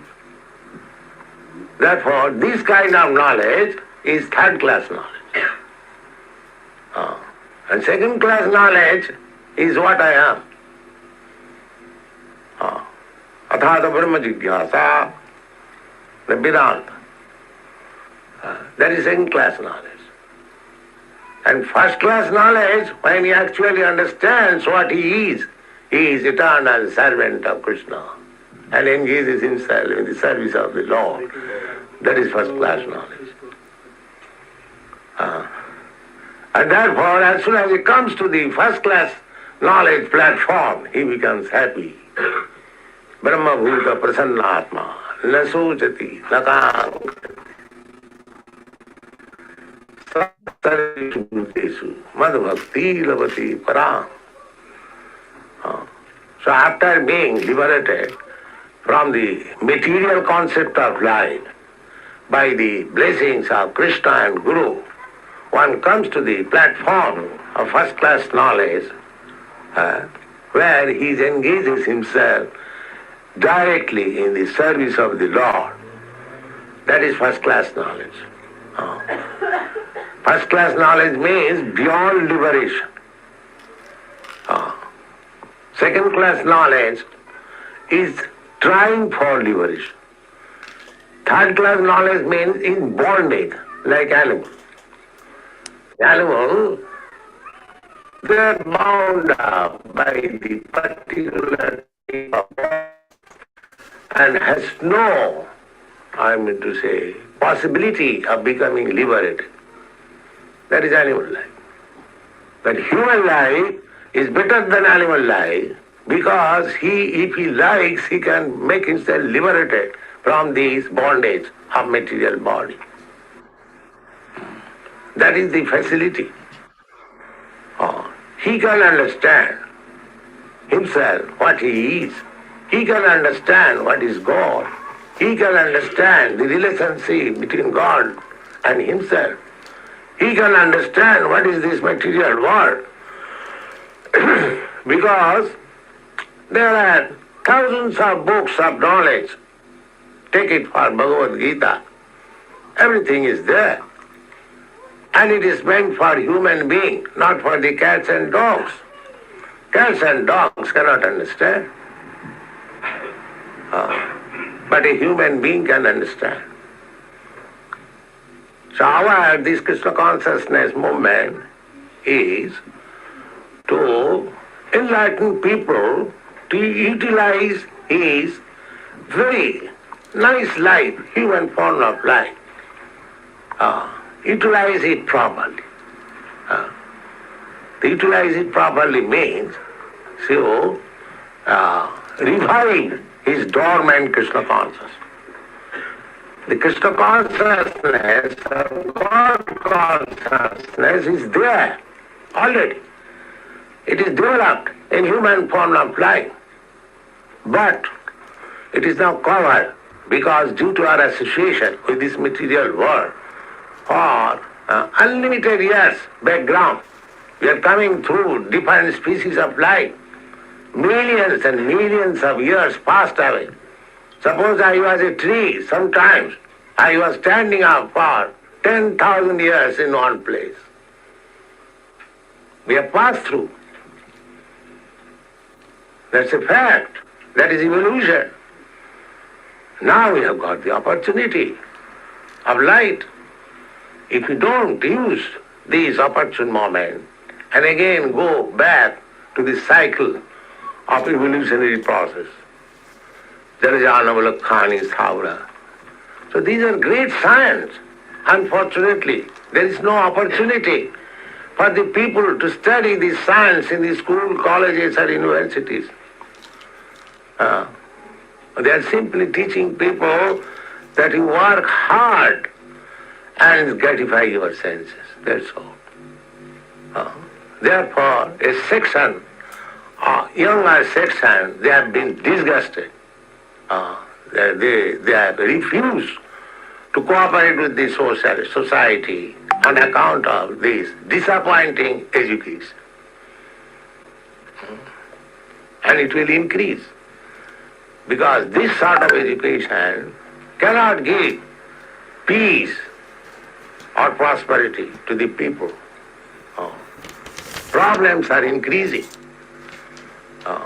Therefore our request is that if you want to decrease or completely finish all the problems of life, take to Krishna consciousness in the process of disciplic succession and you will be all happy. Thank you. Jai Srila Prabhupada. So there's some different given here. Prabhupada goes into further, but I guess we can stop there. We can see if there's still time for questions at the end. A couple of thoughts that came to me that appealed to me was how Guru is one who does not change the words of Krishna. And I'm not going to turn this into a whole book editing discussion, Yeah, but but I'm just, that's relevant. Before Brahmananda, no, because it's 10 to 9 here, and this topic could go for 6 more hours if you want to. But Brahmananda, I'm going to keep it concise and try to be a good example. Brahmananda, I wrote to Brahmananda Prabhu, and I said, Prabhu, what do you think about the whole book editing issue? This was about 6 months before he left. And he said, it is very risky to alter the words of the Acharya. That's all he wrote, just one sentence. So that thought popped into my mind, how Prabhupada said, Guru is one who does not change the words of Krishna. So that was interesting. And what else did I write here? He refused to cooperate. And I'm trying to remember what is that point that I'm writing about there? Who's refusing to cooperate? Oh yeah, Prabhupada was saying about the youth of today. They refuse to cooperate with the modern educational system, and I guess I'll pose this to my two godbrothers here, and to my god sisters as well. If you could just give a brief response on, is it just me, or is it a fact that that revolutionary spirit that we had when we joined, where we were like fed up with capital T, the capital E establishment, we saw, the capitalist system, these are a bunch of scammers. They're just out, to enslave us in their system. I'm not saying smoking pot and getting stoned was the alternative, although for many of us it may have been temporarily. But I'm just saying, I'm looking at the youth of today and I'm wondering, do they still have that revolutionary spirit, or have they kind of sold their souls to that system? May I comment? Yeah, please. May I comment on that, please? Yeah, and then I want to hear from Sevananda and the others. Yeah. Well, the thing is, after Prabhupada left the planet, as it got more into the early 80s and into the mid 80s toward the 90s, the generations changed, and I lived in America, so I personally witnessed what replaced the hippies was something called the yuppies, and the whole generation was indoctrinated into, the false identification with, success, getting materially comfortable, and materially things were better than back in the late 70s, early 80s. So the whole new generation, although they became indoctrinated by society, by school, by the mainstream media, in a different consciousness than the one we lived through in the 70s. It changed dramatically in the 80s, late 70s and early 90s, 80s and 90s. The youth became more, oblivious to the problems that we were so concerned with, and more selfish, more goal-oriented toward money and being successful. Mm-hmm. And that was a big push on the youth of the 80s and 90s. So the hippie mood basically went away. Thank you. That's my observation as an American living in America. Devananda Prabhu, what do you think about this comment where Prabhupada's saying the youth of today, they refuse to cooperate because they see, the futility of so-called education? But it doesn't seem like it's that way anymore, does it? No. It's worse than it was in our generation, and then it went on to what Madhava Prabhu just described, and then it went on to the Generation X, where it's even worse. No one believes in anything. No one has any trust in anything or anyone. They basically worship nihilism. They don't believe in anything in particular, and they don't trust anyone or anything. That's just my impression. You know, I'm sure, obviously, I'm speaking in a huge generalization, but then that's what we're talking about, a whole generation. So, of course, there are exceptions. Yeah, I think nihilism is king right now.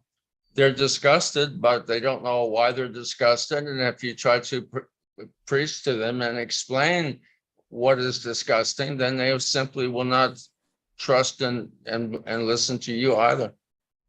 Right here, thank you. Here, Prabhupada saying there is no opportunity for the people to study this science in school. This is a great science. They are simply teaching people, you work hard and gratify your senses. That's all. Therefore, a section, younger section, they've been disgusted. They have refused to cooperate with the society on account of this disappointing education, and it will increase because this sort of education cannot give peace or prosperity to the people. Problems are increasing. What are your thoughts, Nandapatni, please? Briefly, I would say that in my lifetime, there's been, and I'm hundreds of years old, there's been an increase in secularism. And along with secularism comes nihilism and materialism, all of which leave you destitute, in my humble opinion. Yeah. So that would be my observation. Thank you. Yeah, it's interesting because you can see through this whole lecture, even though many other people might give lectures going through, 50 major events in Bhaktivinoda Thakur's life, which would also be amazing to do. Here, Prabhupada just hammering away that you've got to find a bona fide guru, and the disciplic succession is the way out of all of this malaise, all of this frustration and suffering that people are going through. And he gives that story of what's his name? Bibikashane, the Bogi Yogi, pretending to be an incarnation of Krishna. And say again? Bishakishan. Bishakishan. Yes. Jai Dasharat Sutta made it. Obeisances to you, dear God brother. Thank you. I'm in shock. I was expecting Rupanuga's association. I'm sorry to disappoint so disappointed. You have to go and bring him some love. You're there in Alachua. Bring him some bring him offerings of vitamin C, and don't bring him any yogurt. He's got severe lung infection. He's on heavy duty antibiotics, and he's not in good shape. But thank you. Get him some mega dose ago, vitamin C. Sorry, Dasharat Sutta? I saw him maybe once, like 2 years ago at a meeting. Oh. I don't see him very much. Well, you got to go and visit. Yeah. So anyway, I'm not asking everyone to focus on my point. Wonderful lecture. It's interesting to see how Prabhupada honored this particular day of Srila Bhaktivinoda. I just like to just switch over here for a second to Bhaktivinoda Thakur's amazing schedule. And let's see if I can just pull it up here. Can everyone see this? So this is remembering Bhaktivinoda's divine character in an obituary about Srila Bhaktivinoda Thakur. Sarad Charan Mitra, Calcutta High Court judge, wrote, I knew Thakur Bhaktivinoda intimately as a friend and a relation, even under the pressure of official work, as a magistrate in charge of a heavy subdivision. And if you see I won't show it right now, but the picture that I have behind me is Bhaktivinoda Thakur's family. I mean, he had 10 kids. Anyway, although a magistrate in charge of a heavy subdivision, he could always find time for devotional contemplation and work. And whenever I met him, our talk would turn in a few moments to the subject of bhakti and achintya beta beta, dvaita advaita vad, etc., and the saintly work that lay before him. Service of God is the only thing he longed for, and service under the government, however honorable, was to him a clog. So look at Bhaktivinoda's amazing daily schedule. He'd wake up. No, he would have already been taking rest an hour ago. He'd be in bed by 8 o'clock, between 7:30 and 8 o'clock. He'd rest for a half an hour. And now I don't know what it happens at 9 o'clock. It doesn't say, but it's okay. He'd go to take rest between 7:30 and 8, but he'd wake up by 10 o'clock after two and a half hours of rest. You know, they say an hour of rest is worth 2 hours after. Well, he really followed that. And at 10 o'clock at night, he'd rise, he'd light his oil lamp, and he'd start writing. And he'd write all the way until Mangal Artik time, till 4 in the morning for 6 hours. Then he'd take rest when normally we would wake up for Mangal Artik in the temples. And then after just a half hour snap, you know, short snap, he'd wake up at 4:30, wash his hands and face, chant japa, Hare Krishna Mahamantra japa, and he'd do that for about 3 hours, 4:30, 5:30, 6:30, 2.5 hours. He'd start writing letters at 7 in the morning. And then after half an hour of letter writing, he'd read for an hour and then receive guests. And if there's no guests, he'd continue to read. And then at 9:30 to 9:45, he'd take another 15-minute nap. And then at 9:45, he'd finally take his bath, breakfast, half quart of milk, a couple of chapatis, some fruit. And in 10 minutes, he'd go to court in a carriage. He'd wear coats and pants to court with double-sized tulsi neck beads. You see some devotees like that. They have like these gigantic tulsi neck beads. I remember our god sister Radha Govinda. She calls her Radha Govinda Swami, but she's Maha Vegavadi. She'd have these gigantic tulsi neck beads and Vaishnav Tilak. He was very strong in his decisions. He would decide immediately. He did not allow any humbug. That's one of Prabhupada's words, right? Any humbug in his court. No upstart could stand before him. His head monthly, never allowed harmonium in his Sankirtan, considering it a distraction from the sound of the Nam Prabhu. That's funny because I met a Mennonite in the hospital a few weeks ago, and I said, "So what do you do for fun? Do you read the scripture with your wife, you know, after you worked in the field all day?" He said, "Yeah." I said, "Do you sing hymns together?" He said, "Yeah, we sing hymns." I said, "You play musical instruments?" He said, "No, that might distract us from the hymn." And I thought, wow, they're more strict than our own devotees. So that's what Bhaktivinoda's saying here. He didn't like harmonium in his kirtan. Now it's almost like you can't have a kirtan in ISKCON anymore without a harmonium or an accordion. They don't allow it in the Chaitanya Saraswat Math either. Oh, interesting. They never Okay. use it there. They almost go into shock if you mention it. Wow. Yeah. But not for Nrsingadev prayers? They play? No. Nothing. You mean harmonium doesn't exist? No. Not even bhajan? That's the- I haven't seen one. yeah, there. only for bhajan. And bhajan is you sing alone. Not for kirtan, not for artik. That was Prabhupada's teachings. Kartal and Mridanga. Bas. Because they started doing these big kirtan melas, long-time kirtans and stage shows. And the big gurus, you know, took on many disciples, and the poor disciples grow up thinking that that's the standard. That's how kirtan must be. So now you can't even hardly sing a kirtan if you can't lead by harmonium. Right. Harmonium is supposed to follow, if anything, not lead. And I personally saw Prabhupada stop a kirtan, stop Bardraj at the Henry Street Temple. He was starting to sing the kirtan, Artik kirtan, and Srila Prabhupada told Yogeshwar, "Come here," and he told him, "Go," and you stopped him. You play mridanga. And Yogeshwar's think, oh my God, everyone loved Bhardraj and respected him, but he had to.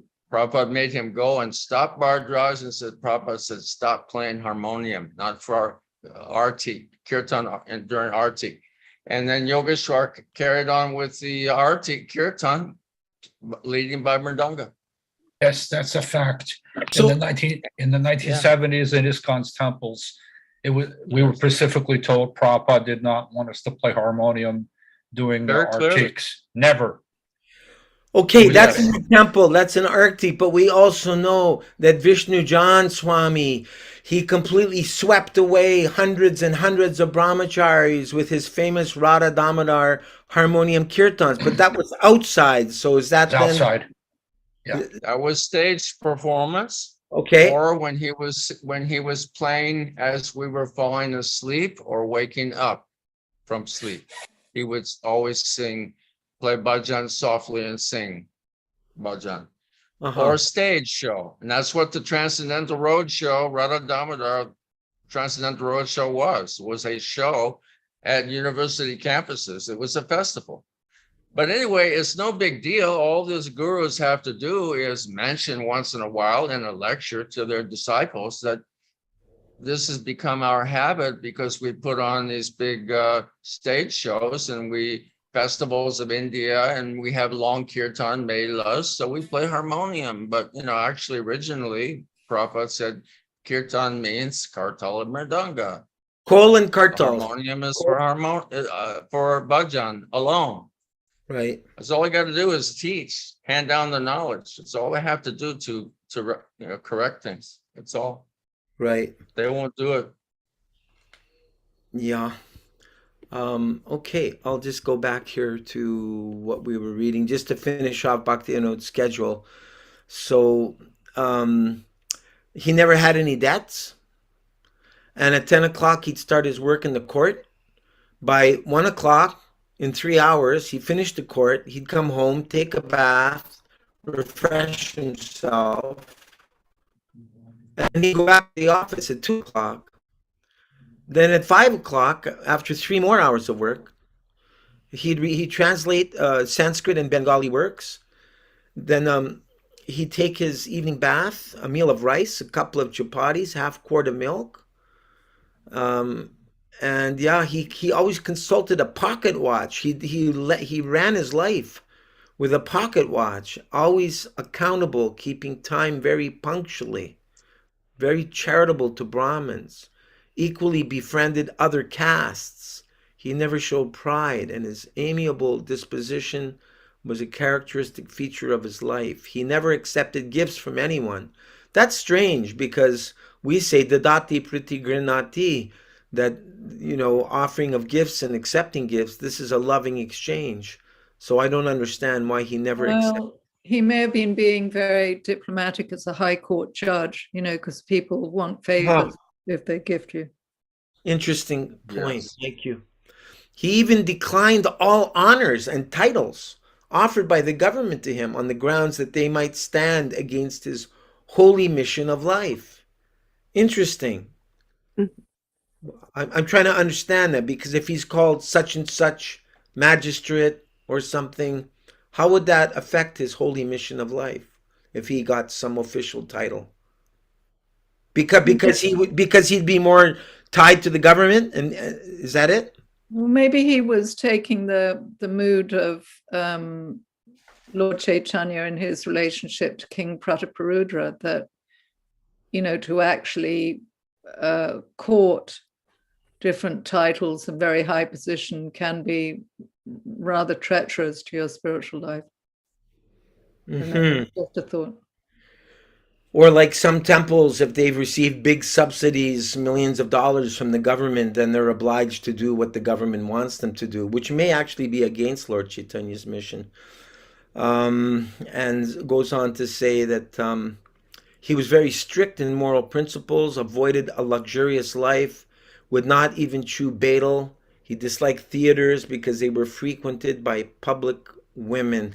This is all coming from Rupa Vilas Prabhu's the seventh Goswami biography that he did in compiling it.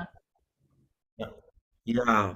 And wow, he spoke Bengali, Sanskrit, English, Latin, Urdu, Persian, and Oriya. And he started writing books at 12 years old and continued turning out a profuse number of volumes up until his departure of this world. As with all the wonderful personalities we have touched on, there are so many things that can be said to glorify such incredible devotees. But just to keep this book in perspective, we're trying to give a taste. For further details, contact Rupa Vilas Prabhu for his book, The Seventh Goswami. So here's a list. Can you see this on your screen? The list of Bhaktivinoda Thakur's written works. Do you see that? Yeah. Yeah. So I did a little research on that. Prabhupada said something like 150 books that Bhaktivinoda wrote. And here is a list of about 75 of them, including he said that the Sri Chaitanya Shikshamrita should be translated by Pradyumna. I remember that in the Prabhupada memories. And Jaiva Dharma, he also said that that should be translated. He said these were important books. That list in Rupa Vilas's book, I compiled that for him. Oh, Because really? I contributed that and a number of other things to his Bhaktivinoda book because I happen to have at least 75 Bhaktivinoda books here, originals. Wow. Really? Lucky So I, duck. so I was able to go through them and take out the dates. You see the date of publishing there. So I just looked in the front. And a lot of the books I typed like a chapter summary and stuff, which didn't make it into the list. Wow. Where did you learn Bengali, Prabhu? Well, I was in India 5 years. So I Huh.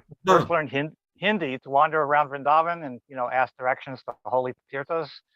And then because it's in the same script as Sanskrit, so I just started building my Hindi vocabulary because the nouns are all basically the same Uh-huh. and the verb roots are the same. So then from Hindi, you just learn a different script of Bengali. And again, you have the same nouns and the same verb root, although the verb ending is different.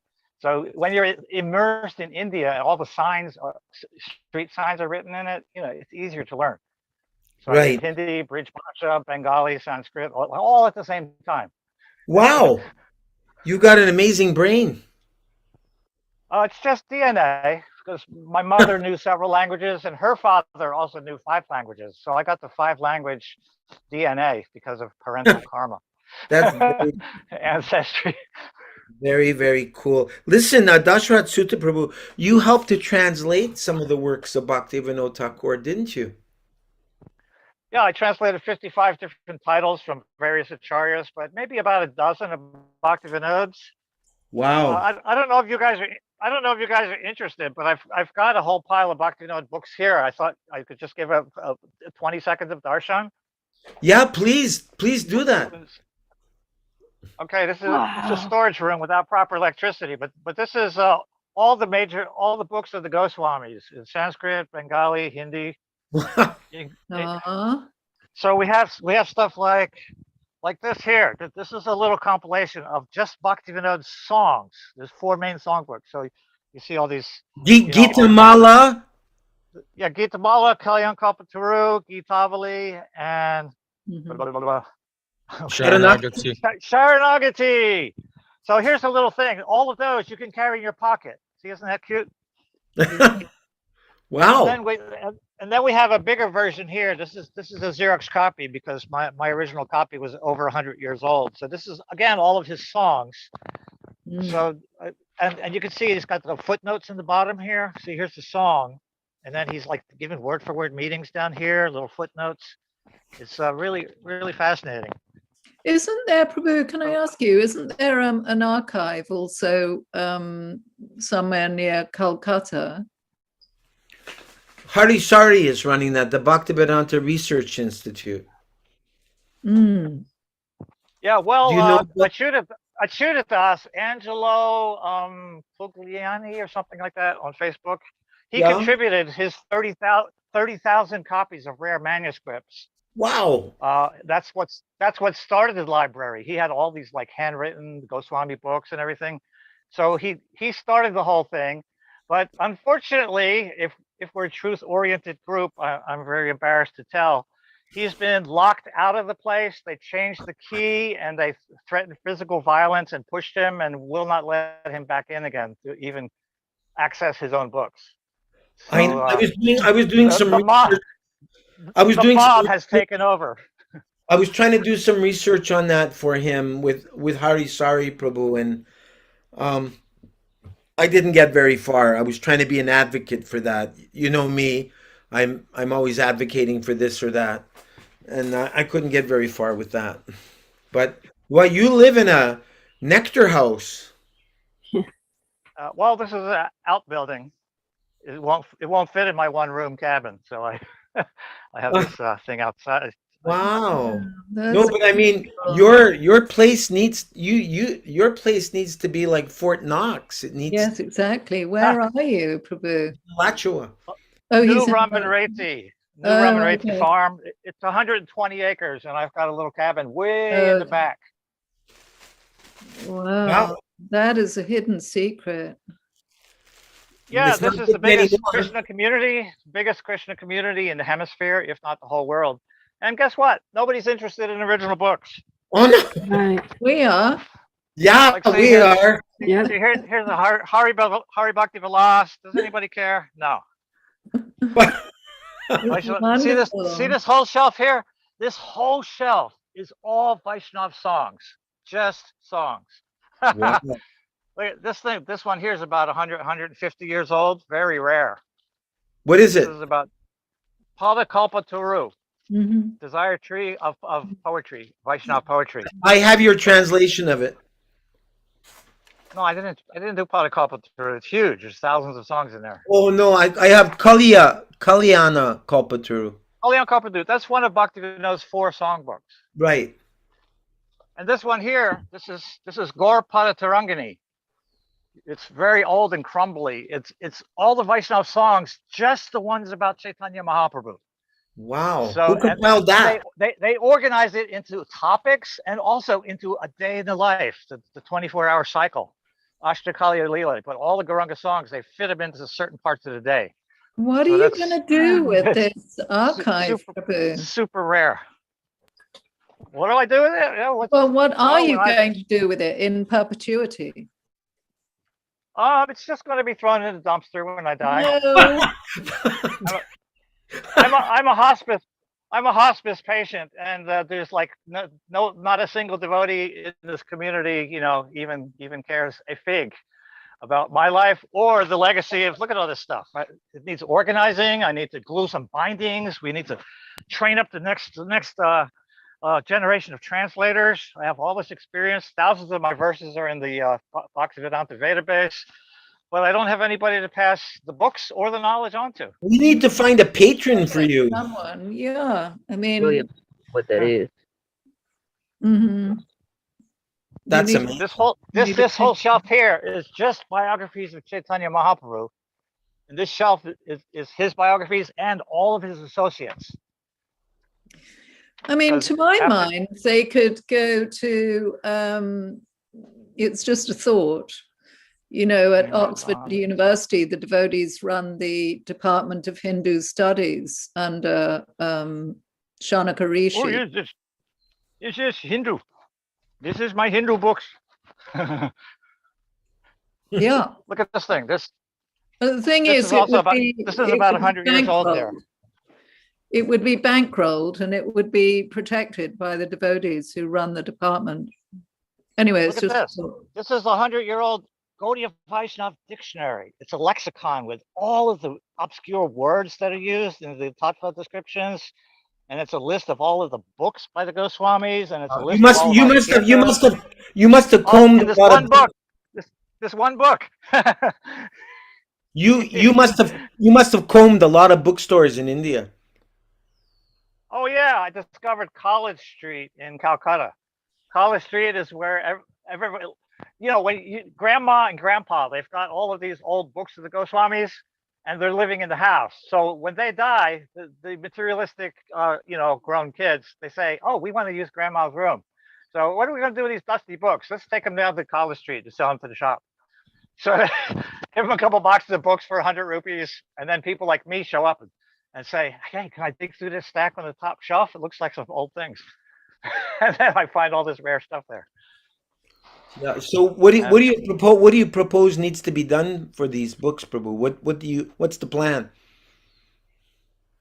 uh, If you could get help, Confucius huh? Confucius say long journey begins with single step. So my idea is first just fix them.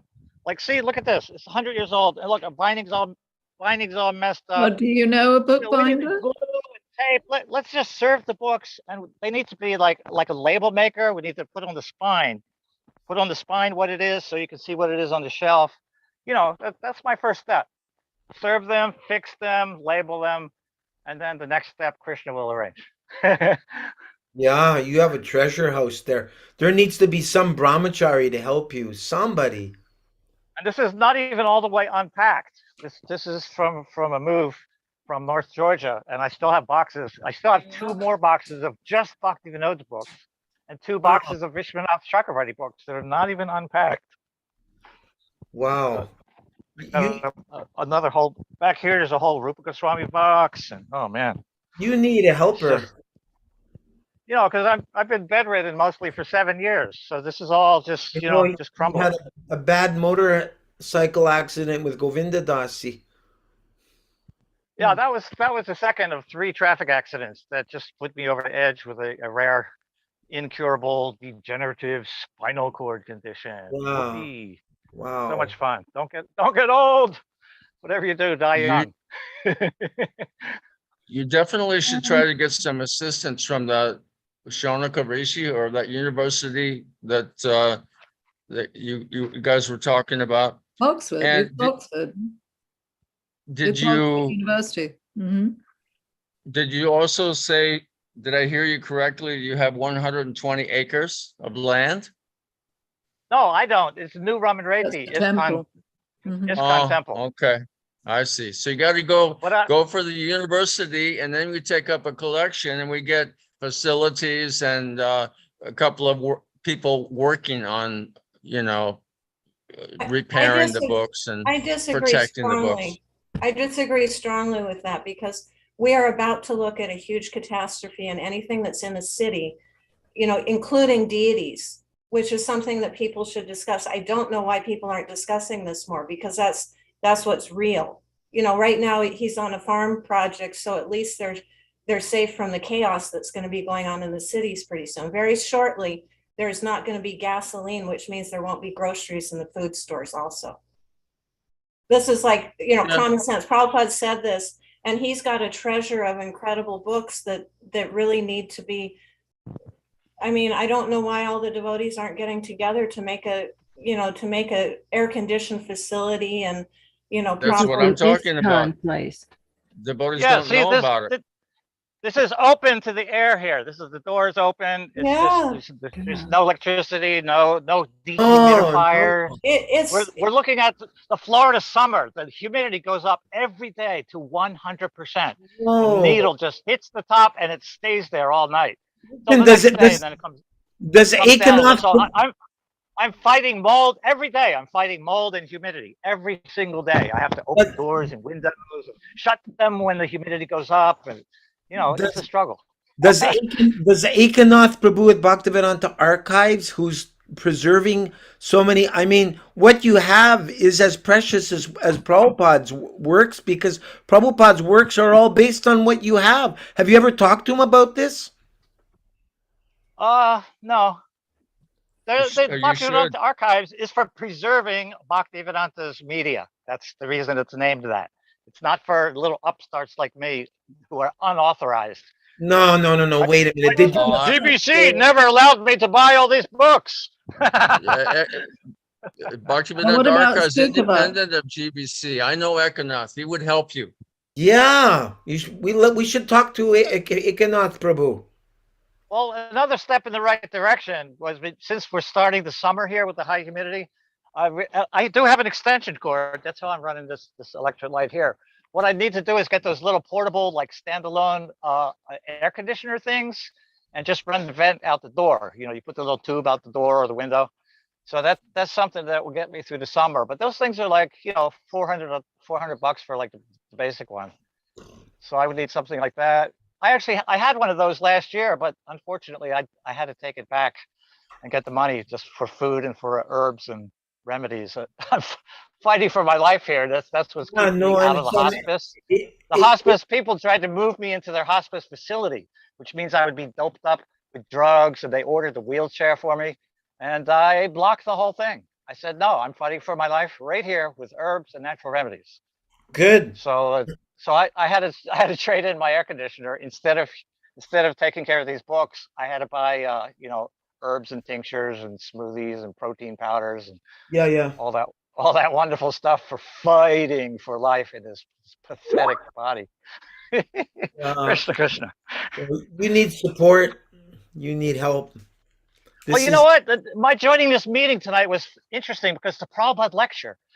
Prabhupada spoke a quote which caused me to do this for 40 years. Everything you see here, and this whole top shelf here, I don't know if you can see it.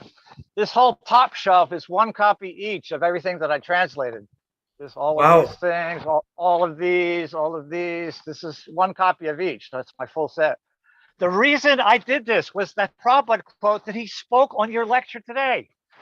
He was talking about translating Bhaktivinoda's songs and books, and he said, quote, gradually you'll get them all. And that's what you're doing. That's why I did this for 40 years. I heard that quote. Wow. Wow. And I joined this Zoom meeting out of the blue, my first Gordas for personal meeting room, and there's the Prabhupada quote. Guy. Guy. Super soul. Yeah, only Krishna can pull these kind of pranks. We cannot arrange these things even if we tried. I was also very interested in that quote when I heard it tonight. Yeah, gradually you'll get them all. That means he knew he had limited time. He did what he could up to Bhagavatam 13th chapter, and he knew that we would continue the work. Because Vishnu Jan also asked that Bhaktivinoda said he left his work unfinished. And Prabhupada answered Vishnu Jan. He said, that means you must carry on the work. You finish Bhaktivinoda's work. Wow. That's what you're doing. Do you know the biography by Sukhavak? Sukhavak, he translated Bhaktivinoda's autobiography, I believe. Yes. Yeah, it's Hindu. Hindu modernity. Do you know this one, Gora? Yes, I've got it. I have it. Yeah, it's an incredible read about his life. Yeah. Oh. Yeah. He also translated I don't know if he ever published it, but he did Bhaktivinoda's autobiography. I have a really old, very rough draft of that. Because really Bhaktivinoda, he wrote his whole life. He wrote his whole life in a letter to his son, Lalit Prasad. Right. You know, that's right. The competitor to Bhaktisiddhanta Saraswati. Right. So Bhaktivinoda wrote his entire life story in a letter to Lalit Prasad. So I've got a copy of that somewhere. I have a copy of it. What do you think of the translation work of Hari Prasad Das? Because Indradyumna Swami, he was received, because you may know the Oriental, what are they called? The Vrindavan Institute, I think. The Vrindavan Research Institute. Right. Yeah. Hari Prasad was having access to many works of Rupa Goswami, and he was translating them. Did you know anything about that? Who's Hari Prasad? You mean Hari Parshada? Hari Parshada. Yeah, Parshada. Well, he's been discussed recently. I'm not going to talk about it. He's been discussed on Janava Nitai's Facebook thread. Okay. Because Hari Parshad is in the ISKCON Shastric Advisory Committee, the SAC. Right. Yeah. And there's been a number of really heavy-duty things going on there that I'm not going to talk about in present company. Krishna. Okay.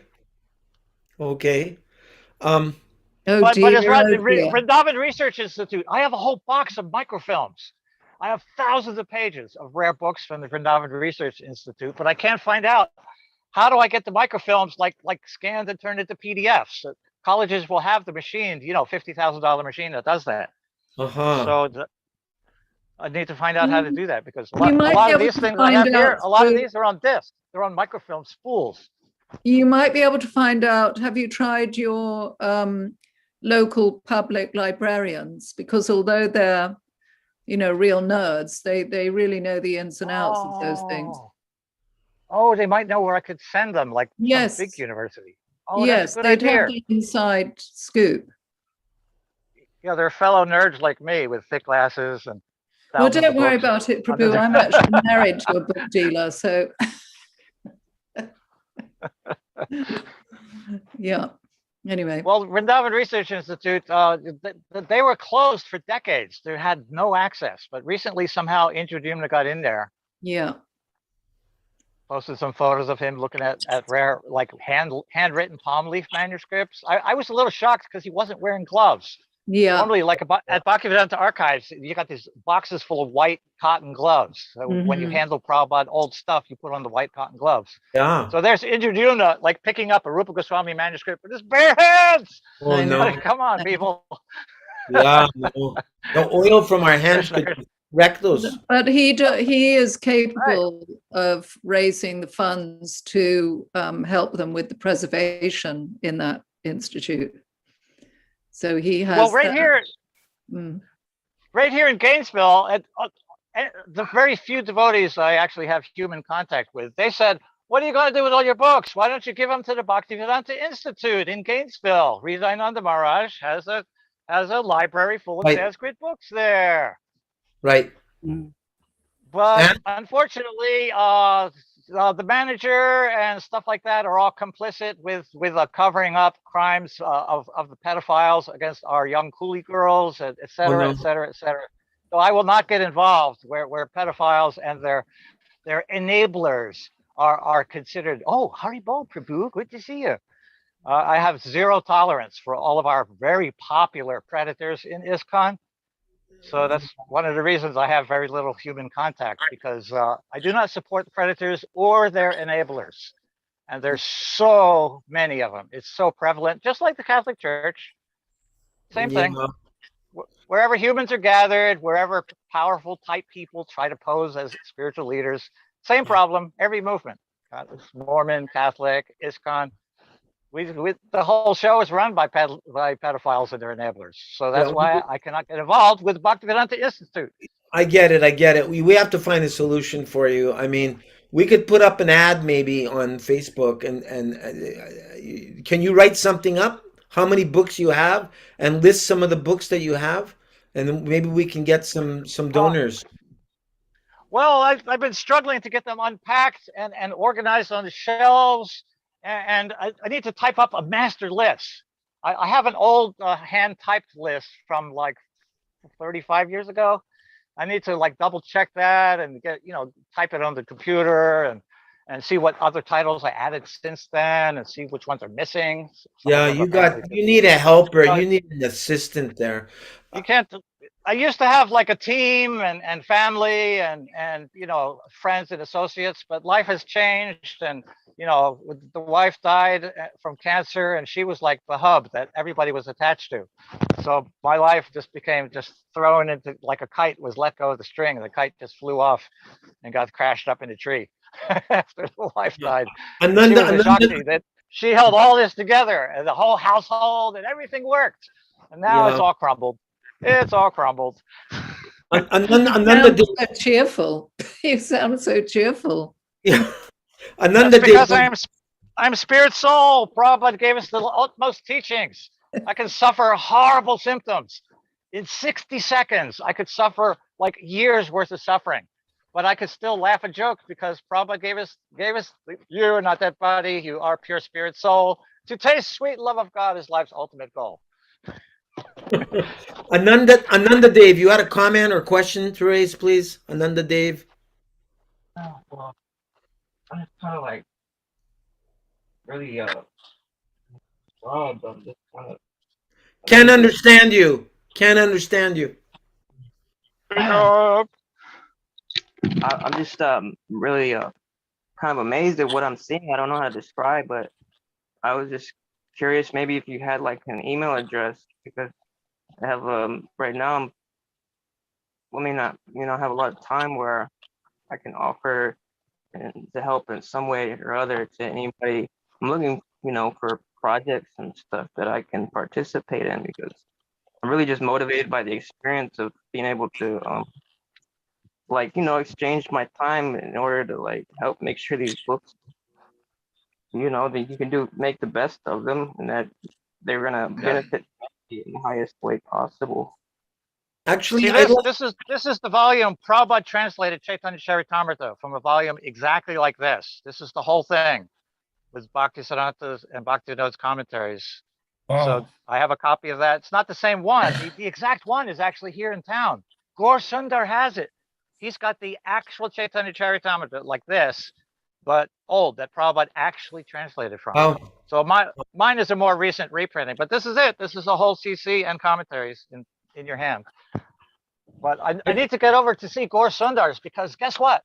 There's Prabhupada scribbled little notes in the margins. I want to see those. I want to take a photo of every one of those notes. So I talked to Gaia, his wife, about it, but it's very tricky because he's really, really, really, really, really, really sick. So I'm trying to arrange a meeting, and he's also very attached to what's on his bookshelf. He's like going to have a panic attack if I come over there and pull that book off the shelf, So it's a very sticky situation. But I want to see Prabhupada's Chaitanya Charitamrita. Because he says in the intro, right at the beginning, he thanks Gaur Sundar and Govindadasi.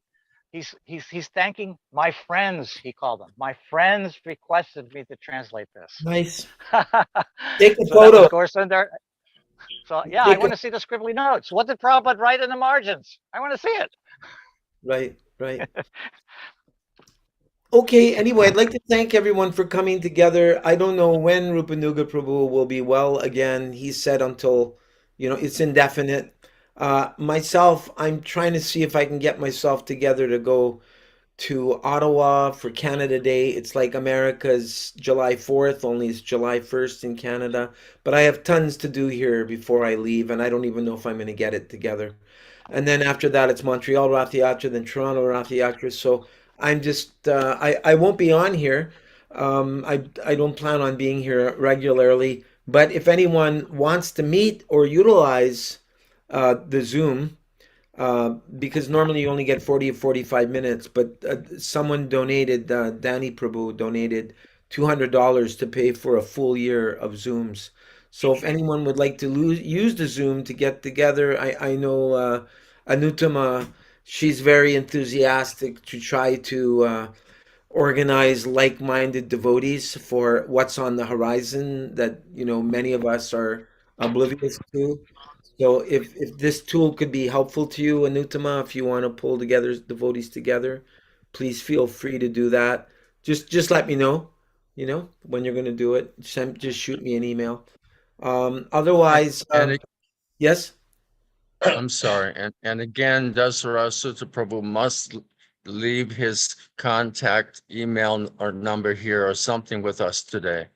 Yeah, can you do that? We'll put out feelers and see what we can learn.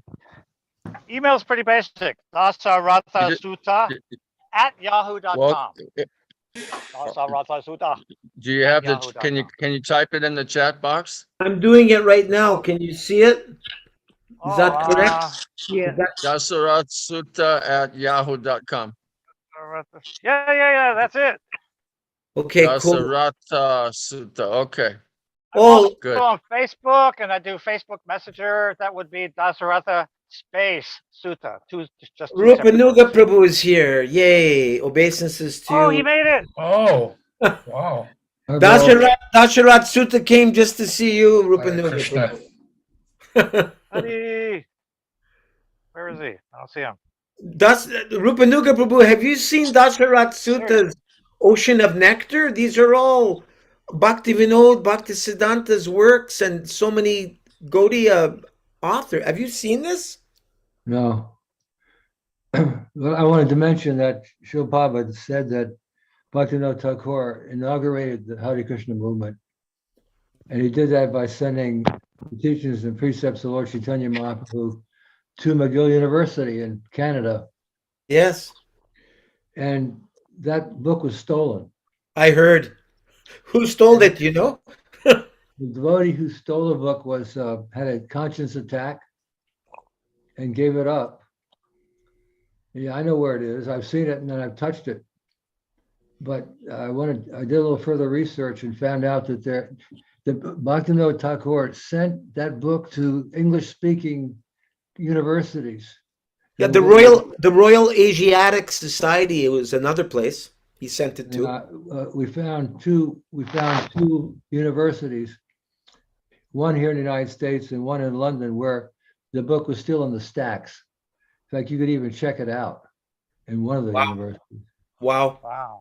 So Bhaktivinoda Thakur sent that book all over to any place that had a prominent university where English was spoken. Is that devotee going to return that book to McGill University? I doubt it. I doubt it. He should at least send a reprint.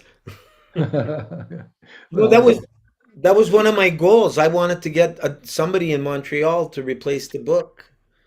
yeah, the thing is, that was Bhaktivinoda Thakur's gift, and it should still be returned there, in my opinion.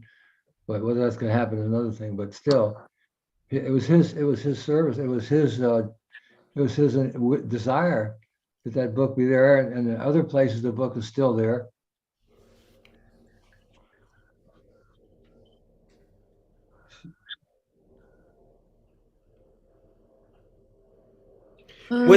Does anyone know this devotee who's at Oxford right now? I forget his Krishna name. It's Simon Haas, Gora. Yes. What about him? Did you see these wonderful? Oh yes, yes. Of Bhaktivinoda's books that he'd found, and there were these wonderful inscriptions where he signed his name, Kedranath Dat. Right. Was this at Oxford? At Oxford? Yeah. Mm-hmm. They're preserved there. Yeah. I mean, that's, one of the only reasons why I brought up that idea of the archive, although that's the other university. Saying something. What's that? In England, right? Yeah. So I didn't mention that because I didn't want to see it stolen. Yeah, no, I think the Shanaka Rishi and the other devotees there, there's a Swami there, I've forgotten his name now. They've been there 25 years establishing that institute, and I think they have a pretty firm handle on the kind of archives that they have there. Rasamandala. Yeah, I don't know. He's been there at Rasamandala. Krishna Kshetra Swami. Krishna Kshetra. Yeah, that's the other. Kenneth Valpi. Yes, that's right. Yeah. Mm-hmm. Rasamandala as well. Yeah, I don't know him. No, Rupanuga Prabhu, Dasharat Sutta there, your neighbor, way at the back of the Alachua community, he has a little house there. I don't know, what would you call it, Dasharat Sutta? A house or a little hut? The shack? Cabin. The one cabin. It was built by our godbrother Dravanakshadas with his own hands. I know him. He left the planet in August 2019. Right. But he built a fabulous paradise over here with trees and plants and flowers. He built this little cabin too. Nanda, his widow, she lives here. She's right. She's just really into being, an elderly sadhu, which she does very well. She's a very big scholar of the Bhagavatam. Oh my God, she knows it inside out. But this is a major concern. You have all these books by our acharyas, originals of Rupa Goswami, Jiva Goswami, Bhaktivinoda, Bhaktisiddhanta, and they're just sitting in a little hut what do you think Srila Prabhupada would do about that, Rupanuga Prabhu? Well, the main thing is Prabhupada's books. Like, I was twirling my camera around. I didn't show you that the two best cabinets I have here is all for my Prabhupada books collection. They're a little messed up because they fell over one day. I didn't put it back together. But the two best shelves is my Prabhupada stuff, and all the other stuff is all the Goswami's books, all the originals. Wow. So Prabhupada's books, I know, we know Rupanuga pretty well. He's going to say Prabhupada's books is the main thing, and he's correct. But the only reason people like me have collected these books is because Bhaktivinoda said, just like what Prabhupada told us on the lecture, Gradually, you'll get all these translated. So Prabhupada knew that this was going to have to happen. Yeah, eventually, Prabhupada's eventually, books is the main thing. I've got them here, front and center. This is it. This is good. eventually they'll be Holding on my head translated. when I breathe my last. Rupanuga, what were you saying, I Prabhu? was saying eventually they'll be translated, so they have to be protected. It's a question of time before a person who's qualified will make the translations. We need Dasharat, more translators. We need some translators, people who have some language aptitude, because I developed kind of shortcut systems, how we can learn Sanskrit or Bengali by using the words we already know. We know each other's the names, what our names mean, and we know a lot of the words from the Vaishnava songs we sing every day. So that's how I teach Sanskrit and Bengali. Start with the shlokas we already know. So can I make a nobody wants it. In America, everyone's distracted. They have a job, family. The younger generation is like, a lot of them are into intoxication, blah, blah, blah. So maybe in Vrindavan, I might find some, students who want to learn, but not here. Can I make a video? Can I make a video with you talking about that system, please? Well, when I came back from India, I had a little kit. I had the study materials needed to learn, and I showed people how to operate it. I had like 5 kits. It's what it is it's the Vaishnava songbook in the original language. And the songs that we already know, I highlighted them so you can easily find Tulsi song, Mangal Arti song, Evening Arti song, Vaishnava, all the different prayers. So I had that, plus we had a grammar book, basic grammar, and we had a dictionary. So that way you look up things. I'll just give you the 20-second example. Shri Guru Charana Padma, Kevala Bhakati Sadma. Okay, with Shri Guru, we already know what that means. Charana Padma, I think we know. Kevala Bhakti, may or may not know. Kevala, Anulay Devotion, Bhakti Sadma. Yeah. Kevala Bhakti. So, okay, so one word in that whole line. We only have to look up one word in the dictionary. Sadma. Yeah. Flip, flip, flip, flip. Oh, it means treasure or storehouse. Or okay, great. Kevala Bhakti Sadma. So see, like that, we use what we already know and we just build on it. Nice. Otherwise, the university takes you from scratch with like Sanskrit grammar books. So boring, so dry. Oh, you'll never learn. But I could teach devotees by using what we already know. Well, Srila Prabhupada gave the guideline back in '77, August. He said, anyone who wants to translate these books or any books of previous acharyas into English has to be very realized. That's the real issue. That's the real point, not the grammar or not the memory of the association with other words, but the fact of the matter is one has to be a very realized soul to be given that facility in the first place. I don't think Krishna is going to. I think the main thing to do is to preserve these books, to save these books, because things are happening now that have been never experienced before in our lives, and we don't know what's turning, what comes going to come next, who's going to be in charge, what the government's going to do, what foreign countries, we don't know. So preserving these books is a really top priority. Whether we can do something with them now or not is another question, but they have to be preserved for the future. It's like Ekanath's doing in North Carolina. He and his wife is quite often a rural section where he has all the archives. There's no city. He's way out in the woods. And so, but he's protecting everything. He's got everything there in a bomb-proof shelter. So those possibilities, those books go there. The main thing is to preserve them. Because very soon there's going to be many shortages, maybe electrical outlets, so many different problems are being planned. Right now, we're paying almost $6 a gallon for gasoline. And when times are very tough, what? Yeah, preservation. That's why my first step with what I have here is to get it climate controlled and start fixing the bindings and repairing things that are falling apart. That's the first step in preservation, is fixing what's broken. It's 100-year-old manuscripts that are crumbling. And scan them. We need to get them scanned. They have new kinds of scanners that work really fast and easy for not very much, like $200 or something. Really good scanners. So we need to get one of those fired up, scan the rare books, put them on archive.org. I already have the archive.org account, but I haven't uploaded anything yet because I haven't scanned anything. So that's these things. I want these available for everyone in the whole world. I got these rare books. I came across like the last copy, and we want it so everyone can get them.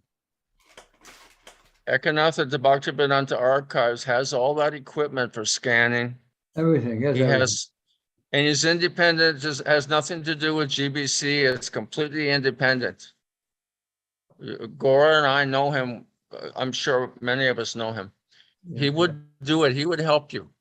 Even if you just put it in a van and took it up there and used his equipment to help preserve it and scan them. Yeah, you know, it can be done. We're working against time here. I just spoke to him not too long ago, actually a couple of weeks ago. And I mean, I'm convinced that he can be trusted and he has a facility. Yes. He was explaining to me the facility. He sent me some shots of the inside. What they did is they converted a garage, but they made it shelter, bomb-proof, hurricane-proof, and they're out in the middle of nowhere.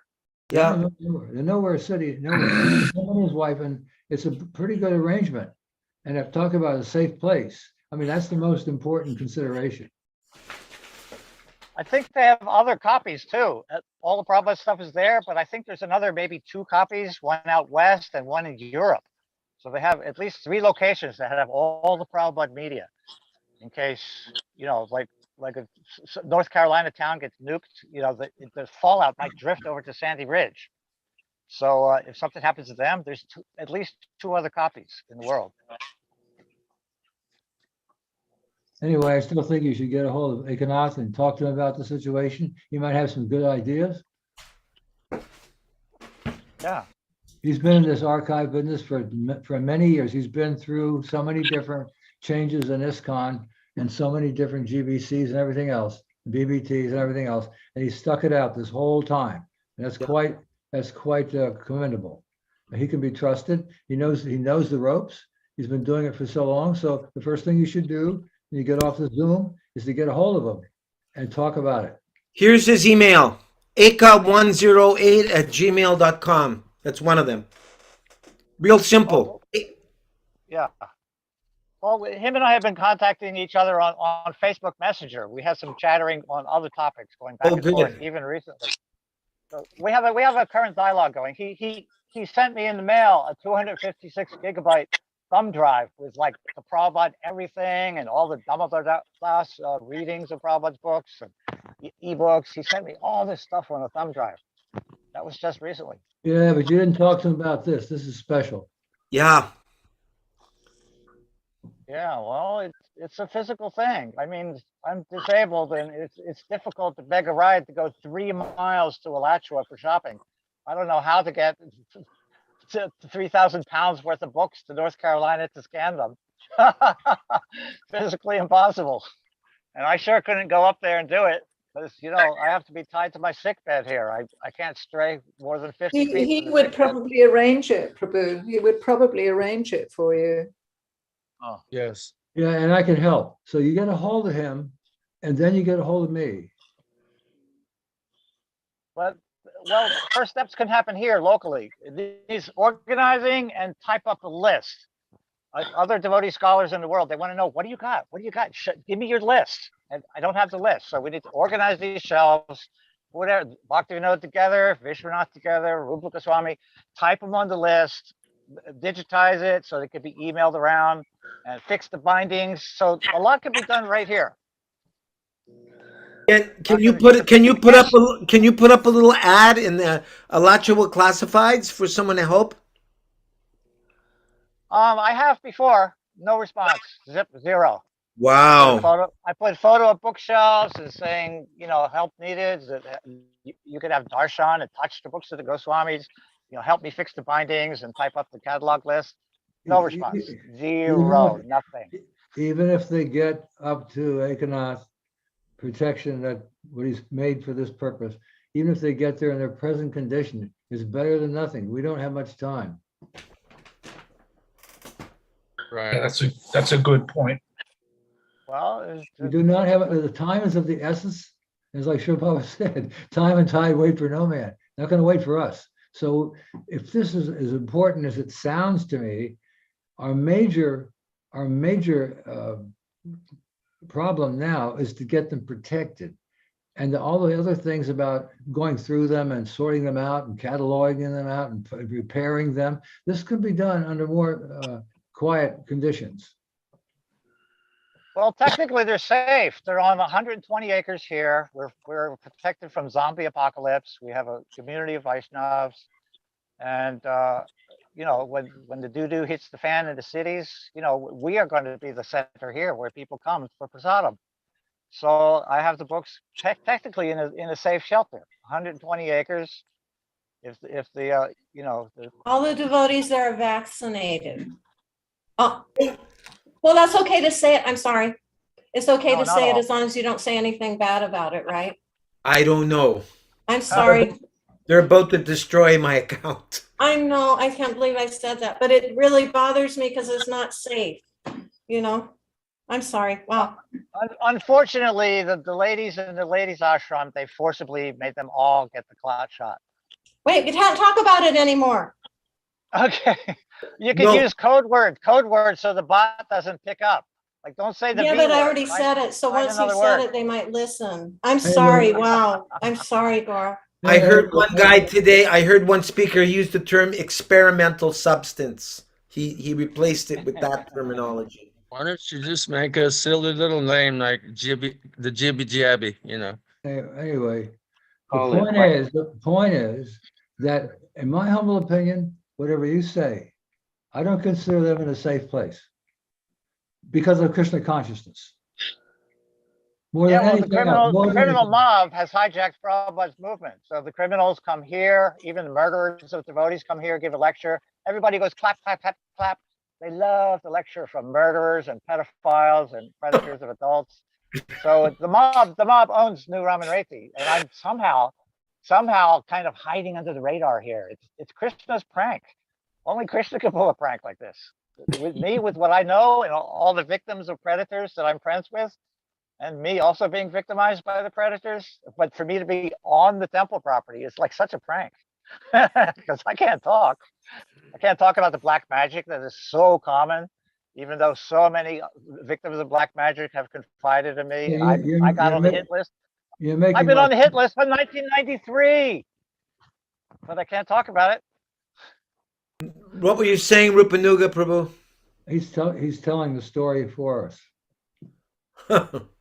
Well, I was wondering if we don't know everybody in this group, what the confidence level is, whether we could talk about black magic and ISKCON, but for whatever the deity's reason, I did not ask for this, but the deities put me in the bullseye zero center of this investigation, where all these victims came out of the woodwork and were telling me stuff, and then I became a target of black magic myself, and I started putting the puzzle pieces together.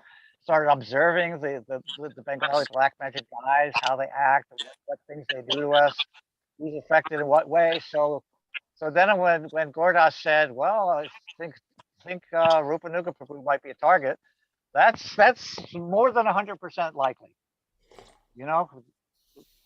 Or maybe we should turn off the live recording if people want to talk about this. Okay. And then they